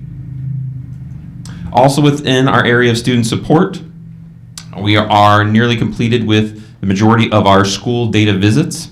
Think of these as collaborative visits where district leadership meets with each school's leadership team to review school improvement plans. These visits allow us to celebrate wins, identify specific strategies that are working in one building so we can share them with others, problem solve, discuss challenges being faced by the school, adjust plans and look ahead, and use the reflections to adjust in the moment and to begin building on next year's plans. In the area of college and career readiness, we mentioned in January, in our January update, that we're working towards an expansion with St. Charles Community College. We have finalized that partnership and have 6 students enrolled in our pharmacy technician program. We have projected 3 more students enrolled next school year, and we also have projected 4 students enrolled in next year's St. Charles Community College's Certified Nursing Assistant Program, as well as 2 in the St. Charles Community College's Welding Program. As we look ahead for Pillar 1, we will continue our work in each of our focus areas.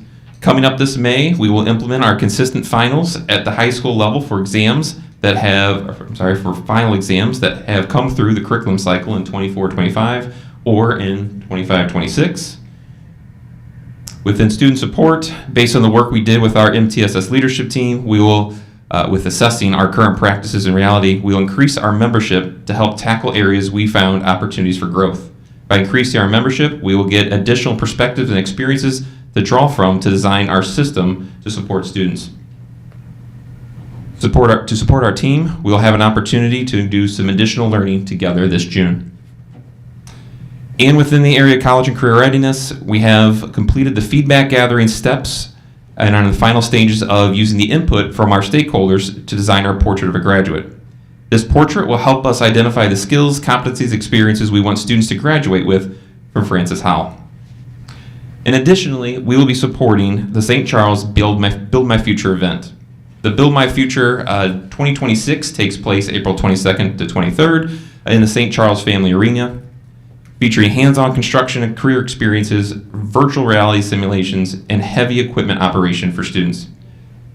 The event showcases skilled trades like welding, plumbing, and electrical work to students to address workforce shortages.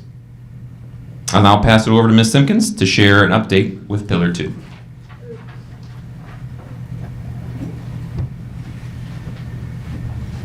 Good evening, Board. In Pillar 2, we focus on people and workforce. We do divide our work into 3 major areas or buckets: workforce planning, staff retention, and staff recruitment, all in an effort to be a destination district and employer of choice.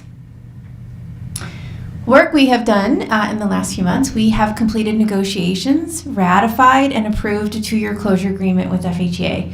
We worked very hard to collaborate with this group of very intelligent and highly qualified educators to really try to improve our workforce and some of the benefits that we can offer to our staff. We have completed negotiations with Teamsters, our dedicated folks that are driving our students to school and supporting our students in their transportation every day. And we hope to bring that closure agreement to you next month. We've attended 5 certified career fairs at local colleges and universities just in the past few months to do some recruiting and share our openings here at Francis Howell with educators that are just finishing their teaching pathway programs and becoming certified teachers. We have posted 140 certified teaching positions for the 26-27 school year since March 9th.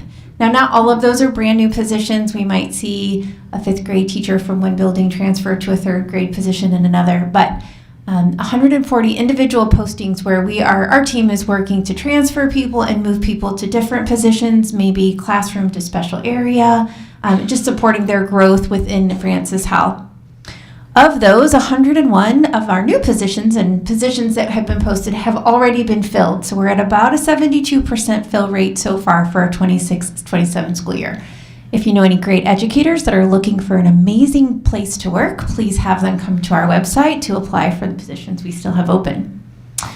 We did present a 27-28 school year calendar to the board, and that was approved tonight. So that'll give our families and our educators an opportunity to plan for vacations and days off and things of that nature in hopes of approving that attendance for everyone. We've shared our workplace culture survey results with our stakeholders, and we are continuing to be excited and proud that 95% of our support staff positions are filled to date, including over 90% of our school bus driver positions. So attracting and retaining those employees has been a big goal and a focus for us. What's next? We will develop the next steps to implement all the agreements in the FHA closure agreement. So together as two groups, we committed to some committees and some work that will happen over the next school year. And so we'll design those meetings and work with Francine to get those on the books. We'll complete our negotiations with FHSD and FHEA ESCs, or our educational support counselors, with a focus on improving their work conditions. We are excited to recommend some policy changes that will be related to parental leave for all staff. Those policies will go to the committee in April, first read to you in May, second read in June for implementation next year if approved. We'll continue to recruit and hire highly qualified certified staff and hopefully fill the other 25% of those positions here soon. We're also working very hard to streamline the process that we have for approving our outside service vendors when it comes to our background checks and things of that nature, just to try to find that efficiencies within our department. And then lastly, we'll be starting the work to gather a work group to just review our service awards and our ways to improve staff ignition over the next few years of our strategic plan. And I will turn it over to Dr. St. John for Pillar 3. Thank you. Hello.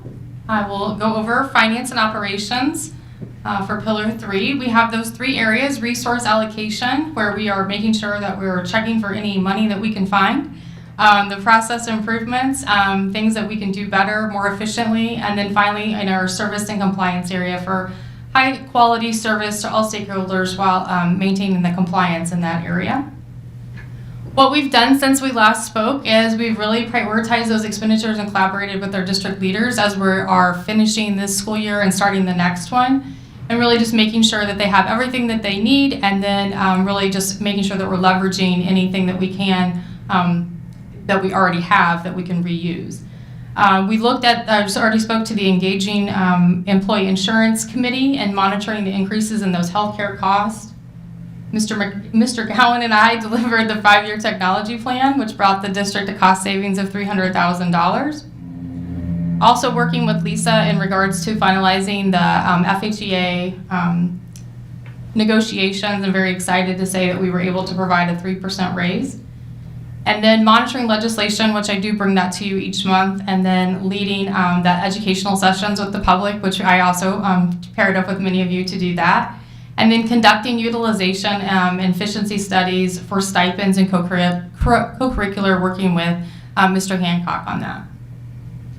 And then looking at what's ahead, again, finalizing that budget that I just mentioned a moment ago and continuing to monitor as the legislature session will close in May, and we'll see what lands and what we'll have to deal with. And then documenting our operating procedures as we're going in perpetual calendars to ensure that we're meeting those deadlines and making sure that things are being able to be replicated.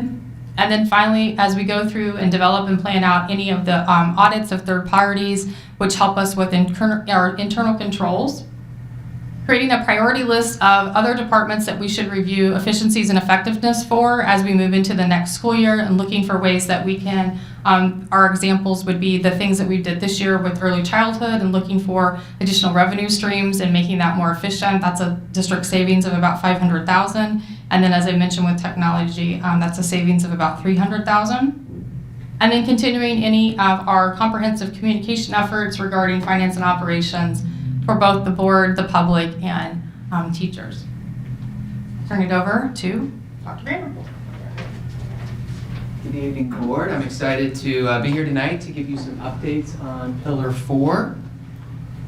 We're focused on the safety and security aspects of the strategic plan, and we've got that divided into 3 major areas: physical security, culture, climate, and communication, and data privacy and protection.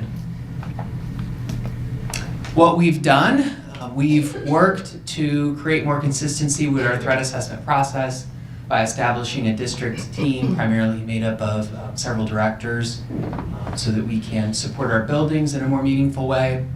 We've implemented the visitor Raptor management system that you've probably seen if you've been in any of our buildings lately and been able to scan your ID and use it.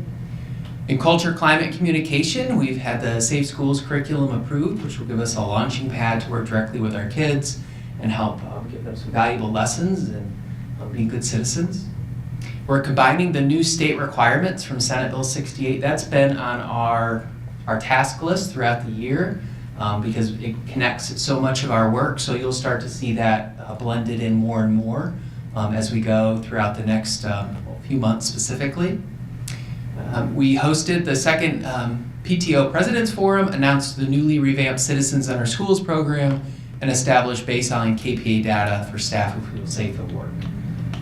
And then in data privacy and protection, this is an area that we've really excelled, and Scott's always celebrating that things are going great in his area right now, and so he's working on E-rate program projects to update the network. You'll also see that on the next slide, jumping to data privacy and protection, looking at considerations for the next school year. So we're really in a good place there, and we continue to monitor threats with data privacy. But what do we see coming next? This was the first quarter. I got real excited because I kept seeing more and more things that we were going to be doing and kind of getting to that critical point where some of our KPI data was going to be coming in. We're going to be able to start to create plans that have a lot more meat to them over the next 6 months. And so under physical safety, you'll see something called the cardiac emergency response teams. Those are going to be teams that will be rolled out in every building in our district. That's something that's part of the new state requirements. Our nurses will be leading that out, but we'll have teams of 5 or 6 people in every building that are trained in life-saving measures. And we're going to be starting to get those folks identified over the next few months, trained over the summer, and they'll be in place for the start of the school year.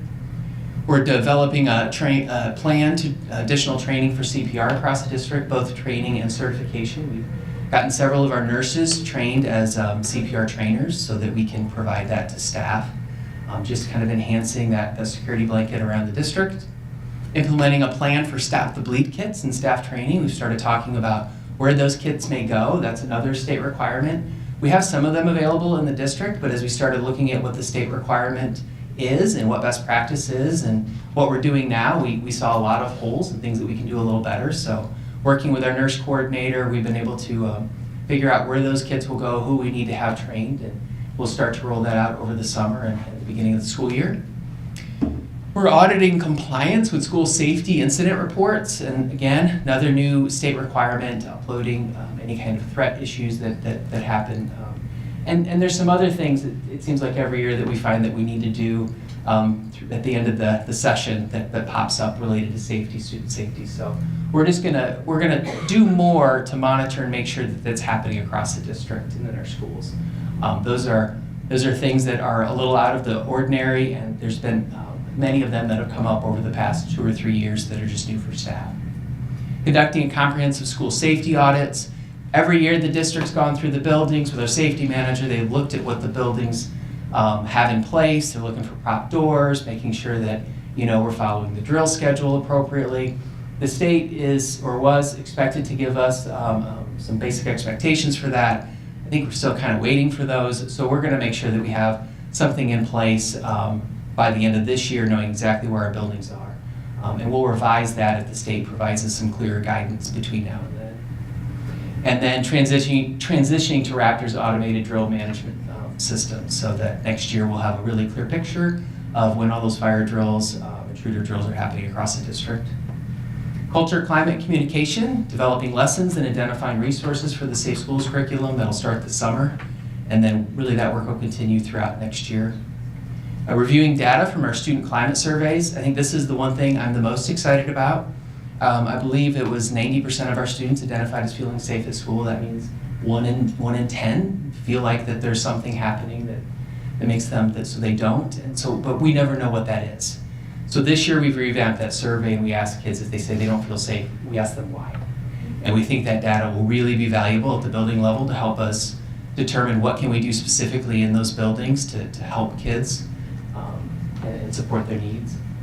Recruiting our next citizens in our schools cohort, and then our large pillar group will be meeting next Thursday so that we can really get some ideas from them about what we can do for next year. Make sure that we're not missing anything. All right. And I always get to do the last one. It's always the best. Thank you very much for allowing us to provide you the update.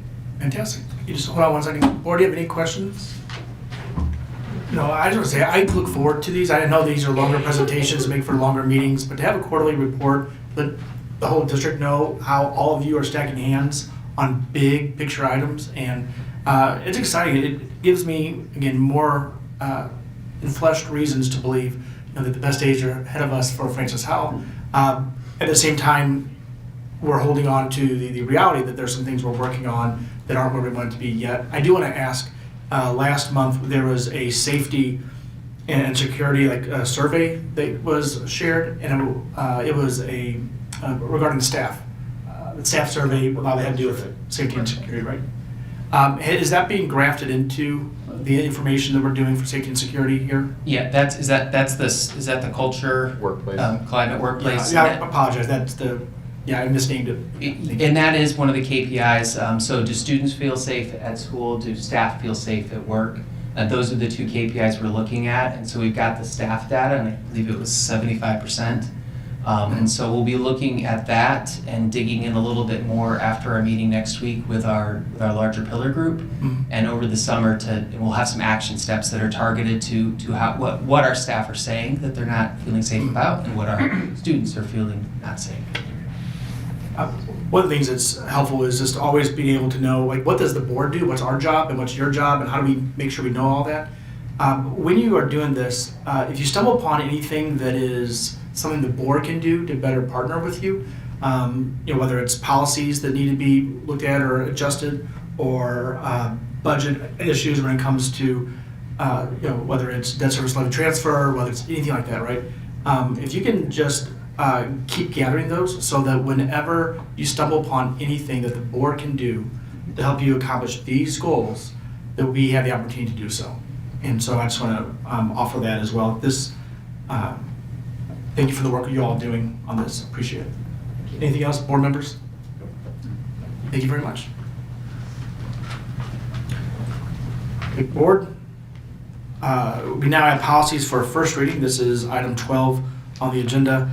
These policies and regulations are being brought forward for a first reading. Will be brought back to the May 21st, 2026 meeting for a second reading and a vote. And so, board, I now have a motion to approve the regulations. This is item number 13 on the agenda. I have a motion to approve the regulations as presented. These regulations were brought forward for a first reading at the March 19th board meeting. They're being brought back to this meeting for a second reading and a vote. So do I have a first and a second? Vice President Greider. Wait, we're doing the first reading right now, right? This is item 13. This will be the second reading and vote. Second. Vice President Greider with the motion, Director Adams with the second. Any conversation regarding item 13 on the agenda? Yeah, I have some questions about the leave of absence agenda. Is that allowed to be changed?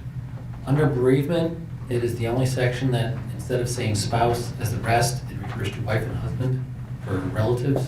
I don't know if that could be updated to spouse. So which number is this? This is the 4320 GE leave of absences. So 4320 GE. Let's all look at that together. Under bereavement leave. So under bereavement leave. What page is this? Here we go. So page 4. So walk it through. Currently it reads, employees may use bereavement leave if a death occurs in the family. A husband is related by marriage to his wife's relatives in the same way she's related to them and she to his. I would think that should be updated to a spouse is related to their spouses. I hear you. And the corrections falling on the other senses. So is your motion to replace every reference to husband and wife with spouse instead? And every reference to sexual identity to they or them. Okay. Yes, that'd be So that is being presented, it's more than just a typographical change, right? There's meaning behind what he's advocating for. Because of that, is this something that is a friendly amendment, just changing the words, or is this a substantial amendment that requires a formalized motion? I think I would author the board to remove this from a vote tonight and allow us to work on that, take it back to the policy committee. This was reviewed by the entire policy committee and sent to the board for a first read last month. This was for a second and final read. So I think if there's structural and significant changes that potentially are going to be there in order to meet what the board's request is, we should take this back to policy committee. Do we have, here's a question, do we have the option to accept the changes that the policy committee already went through and that, legal was reviewed and everything, to accept that for now and then add another, here's what I'm getting at. I understand the request here, but that change then would probably need to be across the board. We have a lot of policies, and so then that would leave this policy uniquely identifying. Well, it's odd because later on in the same policy it uses the word spouse. So for functional reasons, one option is a person can make a motion to remove regulation 4320 GE, get second and voted, and remove that for tonight's conversation to be sent to policy. Is that? That's correct. Options, right? And so, can you speak, Vice President Greider, is that something that you're in support of, or do you have a different version that we can take? Well, if he's moving, I don't know if he's moving right now to make the change, then we have to vote on that first, I think. Yeah. Yes, right? There's no official motion on the table, so.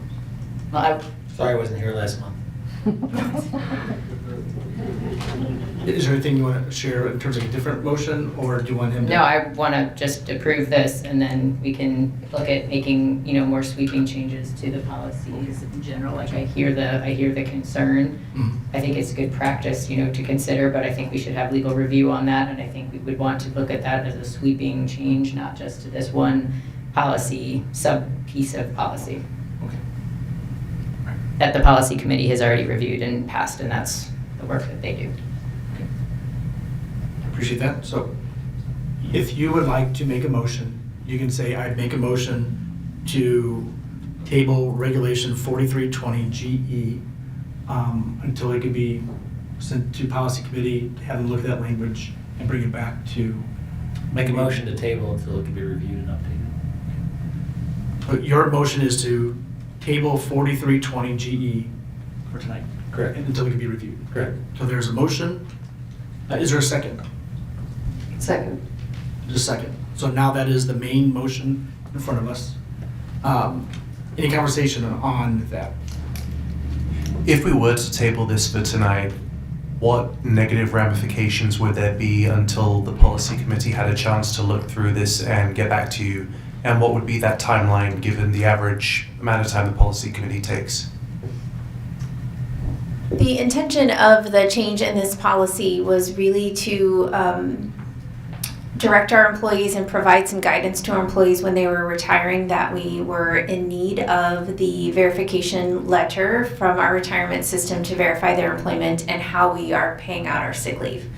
We were hoping for that to go live and be an approved policy, because I do think that really helps everyone, our benefits teams, our payroll teams. We were struggling because we weren't getting those letters, and then months later we were getting requests to pay sick leave when we had already terminated an employee or removed them from our system, and so that was just costing a significant amount of work within our team. So, and partly because we did not have a policy that indicated that that letter needed to accompany their request to resign or retire.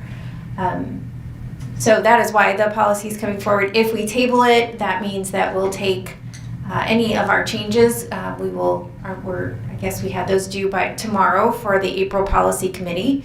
We'll try to get those done. It might not go till the May Policy Committee, and then it would come back for first read and second read in the following months to you. But I do think if you can approve this language, we would be happy to take a look and bring it back with any additional changes as Mr. McGuire has asked us to look at. Thank you. With that in mind, I agree with Vice President Greiter that we should approve this policy, give the policy committee an opportunity to review it, and thank them for their service, but say that this is something that the board, if we're all in agreement, is very interested in their input on. Any other discussion on this this motion?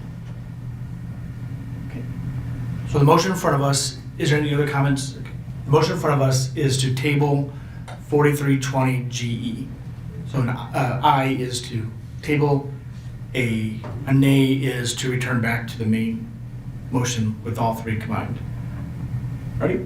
I take this by roll call. Director Adams. Nay. Director Dillard.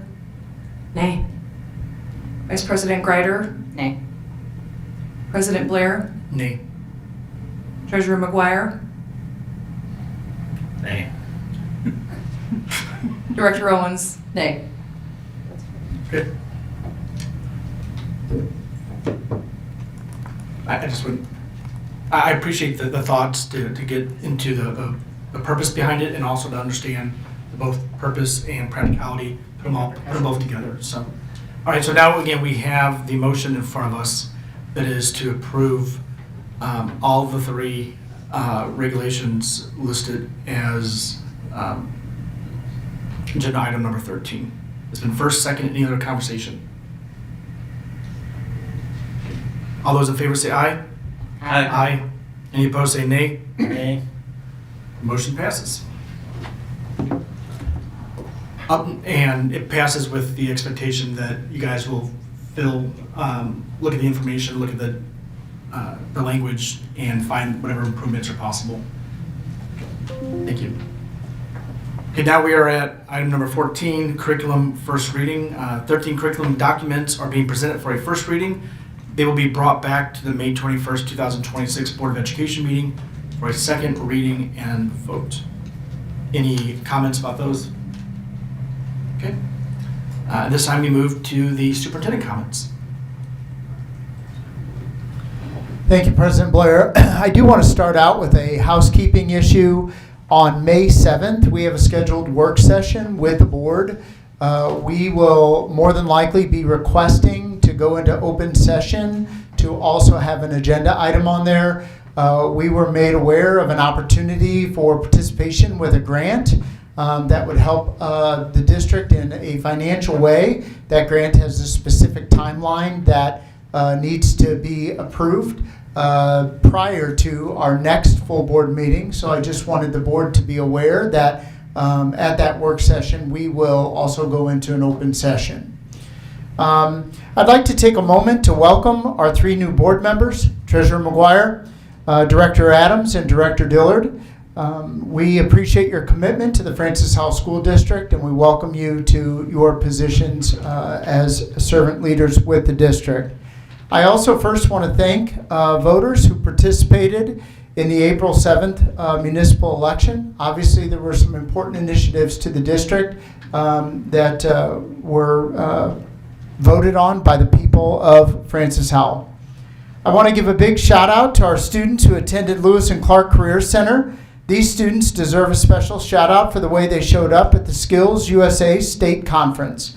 A special congratulations to Jonathan Ahrens and Samuel Fishback from Francis Howell High School for earning gold and qualifying for nationals in Atlanta this June. Altogether, Lewis and Clark students brought home 26 medals, including 11 from our district, which says a lot about the work happening in these programs. We are proud of each of you and the way you represented your schools and the community. Last Friday, we hosted a Senior Pals event at Francis Howell North High School. I'd like to take a moment to thank the district's food service provider, Sodexo, for donating all of the supplies for a very special event. They had a special themed meal for the Mamma Mia show. I also want to thank the entire group of students that were a part of that Mamma Mia production, and also Miss Taylor Doverspike, the theater director. Finally, I also want to thank several staff members. If you saw the performance, you would know that we had several staff members from Francis Howell North that volunteered to be a part of that production. I was thoroughly impressed with not only the students in the production, not only Ms. Doverspike, but also our other staff members. They did an amazing job, so I definitely wanted to thank them. Another way for community members to get involved. This year, we are launching a more flexible Citizens in Our Schools program with 3 full-day program sessions and the others in the evening over the course of 9 months. Topics will include school finance, facilities, operations, transportation, curriculum, hiring, and other operational aspects of running a large school district such as ours. Those interested can submit the application on our website by midnight on June 15th to be considered for Citizens in Our Schools. I wanted to share that I was fortunate enough to participate in this year's SOAR Awards at Henderson Elementary School, where 8 amazing students were recognized. All of them were identified as great students. However, I want to celebrate that their teachers all described them as kind, compassionate, caring, empathetic, and thoughtful to the adults around them as well as their peers. We can use a little more of those characteristics in our world. I also hope that students realize what a profound impact they have on the adults they work with. I was so moved and impressed that teachers were so moved by the recommendations and the nominations of the kiddos that they were recommending. I have to tell you, it was an emotional ceremony. I sat next to Mr. Jemerson, and for those of you that know Mr. Jemerson, he's a pretty tough guy, and I think Mr. Jemerson was pretty moved to shed a little slight tear there too. So it was definitely a profound event. It is pretty awesome to watch parents there celebrating their kids and having teachers share such amazing things about kids. Again, an overall great event, and I want to compliment that Henderson staff and those Henderson students. The St. Louis Symphony Orchestra will highlight music education during a community concert April 24th at 7 p.m., led by conductor Samuel Hollister. Francis Howell School District educators John Evans, Ginger Heron, and Shannon Krebs will perform alongside SLSO musicians, bringing classroom music to the stage through a K-12 educator collaboration. The 1-hour concert opens doors at 6 p.m. with Pay What You Wish For tickets available. We will have a link on our website for those who are interested in supporting this event. Once again, you will recognize those names of some outstanding music teachers that we've recognized before. One of our 10 elementary schools, Warren Elementary, will celebrate 25 years of excellence this month. They are hosting an event on Saturday, April 25th from 1 to 5 that is open to the public. If you are interested in joining, just reach out to the school for more information or find the RSVP link in the District Digest newsletter that was just sent out via email. And finally, I will just acknowledge what a busy time of year this is for our students, our staff, and our families. We are entering testing season, whether that be MAP testing at the elementary and middle school, or end of course testing and AP testing at the secondary level. There's a lot of time and energy being spent to prepare and do well on these tests. We are also preparing for many end of year celebrations, plays, concerts, award ceremonies, field days, field trips, state competitions, an upcoming 4.0 luncheon, prom, all leading up to what we all hope all kids get to, which is graduation. I want to thank all the staff and administrators who are busy planning these celebrations and to the students and families who are preparing and participating as well. Thank you. Thank you. Board members. Thank you, President Blair. I've got a couple of things. I'll try to be brief because it's past my bedtime and we still have closed session to get to. The first thing that I want to address is during patron comments, the board typically doesn't respond to patrons, but for the one gentleman that came up and gave a very passionate speech about his experience, I just want to let that gentleman know, even though I know that he and his family have come, that the board heard you. And while I know that administration is likely working on a response, I hope that you guys expedite the communication back to the gentleman about his concerns. I also want to echo what Superintendent Delaney mentioned. I got to see the Francis Howell North masked players play Mamma Mia on Friday. Every kid was fantastic. Brian Santos, words could not describe. But I do want to make a special call out to the thespian that played Donna. I do not believe that she missed a note. She was fantastic. And I'm looking forward to seeing the Spotlight players tomorrow into the Woods. One request I have is, I know that the policy committee is hard at work reviewing policies for our approval. I do have a request that any policies that are currently being worked on that pertain to, that have been changed in the last few years that pertain to student education, student safety and well-being, and especially teacher harassment, are brought back for a presentation, or at least an update to the board at a future meeting, hopefully not too long. And if that's not currently in the works, if we could please get what am I trying to say? If we could please get a recommendation on what policies could be looked at that have been updated in previous years, again, that pertain to student safety, well-being, and teacher harassment. And the final thing I just want to say is, we all know that the last few years have been very difficult. There's been a lot of negative attention brought upon our district. And while simply moving past this would be easier, I believe that it's more important for us to take that bad and change the narrative into something positive.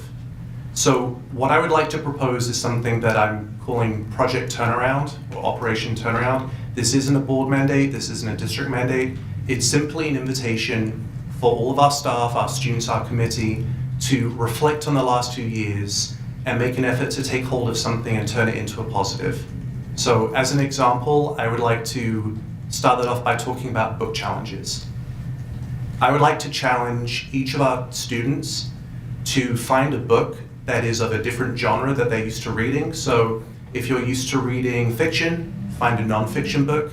If you're used to reading futuristic dystopia books like my kid, try reading a classic novel, and then share a book, share the experience you have with your friends, your teachers, your principals, and ideally email the board with your book recommendations and why you like that book.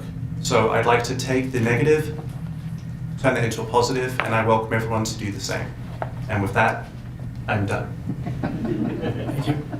And before we move to other board members, just to make sure I get a feel for the whole board. So he made a comment of just being interested in any kind of policies that might relate to student education, teacher safety.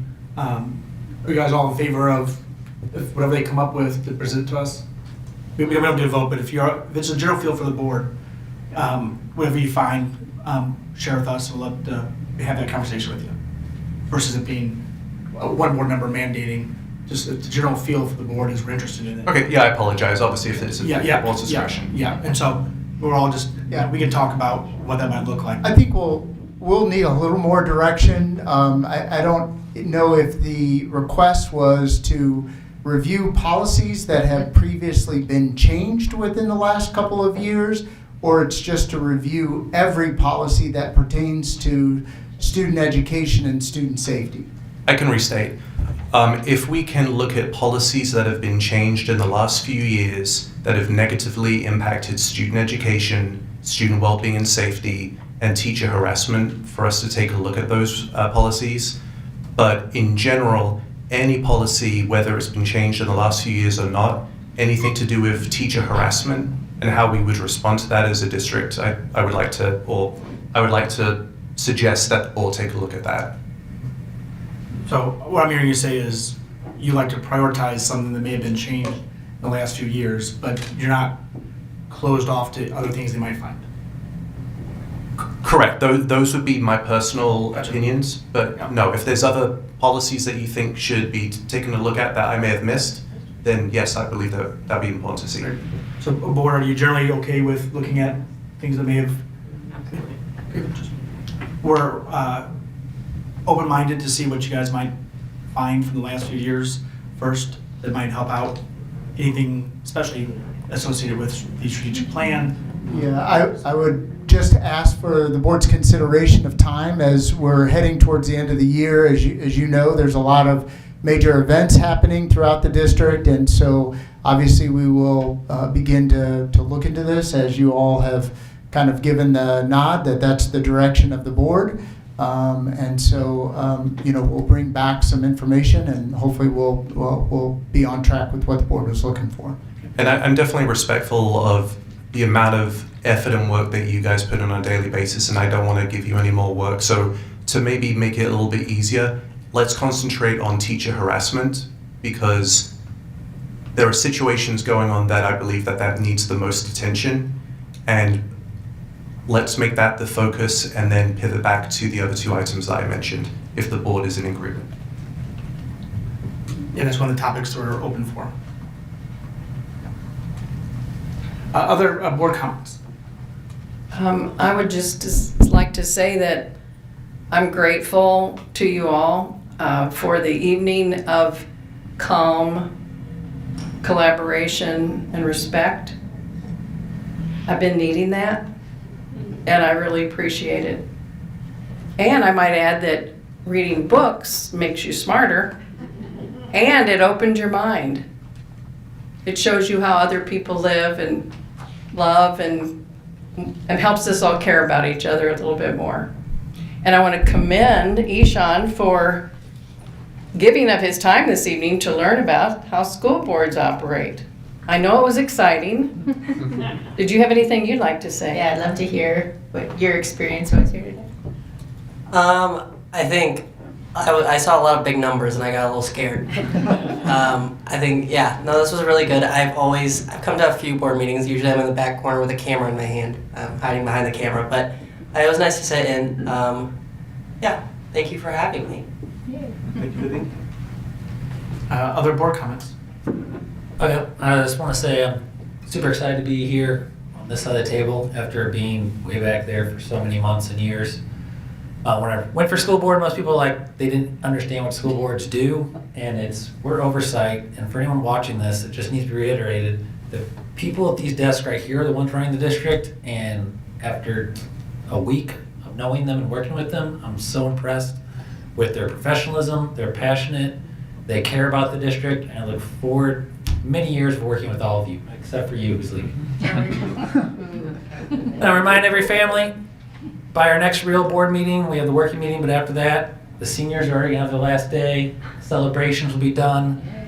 Kids grow up fast. Enjoy every moment of this school year as it ends over the next few weeks. Go to every celebration, every school event you can. They go by quickly, so enjoy these little yearly celebrations of achievement. And then we did defeat Prop RT, which is great, but that still does not reduce the challenges ahead for our district. We are fairly right in the sweet spot for student-teacher ratios. We still have increased costs as presented tonight. We still have decreased funding from our state. We still have increased mandates unfunded from our state. We all need to work together, and I look forward to solutions from anyone. It doesn't have to be one of us. It doesn't have to be one of them. The only way we succeed if we do it as a community. I look forward to every parent, every teacher, every staff, every administrator, every PTO member, every volunteer. That's the only way this district succeeds, and I hope it stays that way for a very long time. Thank you. Other board comments? Okay, well, I don't want to feel left out. I'm just so proud of this district, and I'm so happy to be here tonight. And I'm always looking for new books to read, so please, my inbox and my comment sections will always be open. Please feel free. Seriously, I need new books. Okay, I'll go. I just want to again say welcome to all the new board members, and then I guess two of you stole two of my comments, so plus one to Superintendent Delaney's comments about the busyness of this next month and a half or so. I know there's so many people that put so much energy into making all of these celebrations and tying all of the business up and everything, so just hang in there and thank you. And then plus one also to Director McGuire on please stay engaged. I know we defeated Prop RT and it's amazing. It shows that the community does care about public schools and all of our community services, but as Dr. St. John talked about in our finance report, we have a lot of legislation. I don't understand why there's so many attacks on public education right now, but they're happening. So we need everyone to plug in. Do not get exhausted by it yet, just we gotta keep showing up. House Bill 1002 is like a next direct threat, so please consider contacting your local legislators. We just have to keep at this because there's a lot threatening our continued success here from that aspect. And then lastly, I just want to also reiterate, I think my commitment, I think I can speak for everybody up here right now, to improving the climate and culture across the district. Dr. Vanderpool did a great job of talking about, that's a huge part, it's a big part of our pillars. We know we have a lot of work to do. 25% of our teachers not feeling safe in this district is atrocious, appalling. And I know we can do better because we are a great district, but we've got some work to do. So I know we'll continue to commit to that. We want all of our students to feel safe, and it's great that 90% of them do, but that 10% that doesn't also is appalling, and we know we have to focus on that. It needs consistent implementation across the district and really enforced disrespect, dangerous behaviors, raising the bar on our behavior expectations and lowering our tolerance for those dangerous and disrespectful behaviors. Like, we gotta come together on that, so thanks. Thank you, and I will end with just calling out one of the things I'm most excited about happening is the Safe Schools curriculum. I think that has a real strong opportunity to have meaningful work on culture that would impact not only student safety, but also teacher safety, staff safety, everything like that. Just create a culture that just grows more and more into the One Howell vision that we've lifted up for a few years. On the strategic plan, I appreciate the work going into it. One part I forgot to call out was that one of our goals is to make sure that the scores, especially for students who are Black students, Hispanic students, free and reduced lunch students, that gap in terms of the experience they're having versus others, we've identified that as a gap we want to address, and so I appreciate that focus, and also just want to say we'll continue to watch it all together. We know that's a goal for the administration. It's a goal for myself and the rest of the board as well. I went to the Francis Howell Central performance of Into the Woods. It's fantastic. The puppeteer for the cow is uniquely qualified as a puppeteer. Even when one of the cow's legs broke off and everybody just paused. Hey, spoiler alert, I'm seeing it tomorrow. It was an accident. It was an accidental broken leg. And this is just for everybody. Support all the things in schools, support all the sports, support all the activities, art, everything else. Give the kids a chance to know that there's a full auditorium there cheering them on. That's really meaningful to all of them. And lastly, for the last 6 months, I have been thankful to be in a district where the district was raising their hand about Prop RT. And it wasn't happening in all the school districts the same as it was happening here. Just raising their hand and saying, here's information. That's what they should do, here's information. And it lost. 59-41 lost. And I just want to say thank you to everybody who was part of it. I want to share this again. This is not a red thing or a blue thing. It's a green thing. And it was a threat to schools, libraries, fire and EMS, and the Developmental Disabilities Resource Board. I want to say thank you to all of you who are part of defeating Prop RT. We don't know what's next, but if whatever is next comes down the pipe and it threatens the education that we are elected to protect, we will oppose it. And we count on that. The best days for Francis Howell are ahead of us. We are committed to providing the best education for all students. And we're so glad to have the teachers, the staff, the administration to be part of this. What a good team we can all make together. And so right now, board, I have a motion to adjourn open session and return to closed session. So moved. Director Adams, Second. Director Owens. All those in favor say aye. Aye. Any opposed say nay. Motion passes.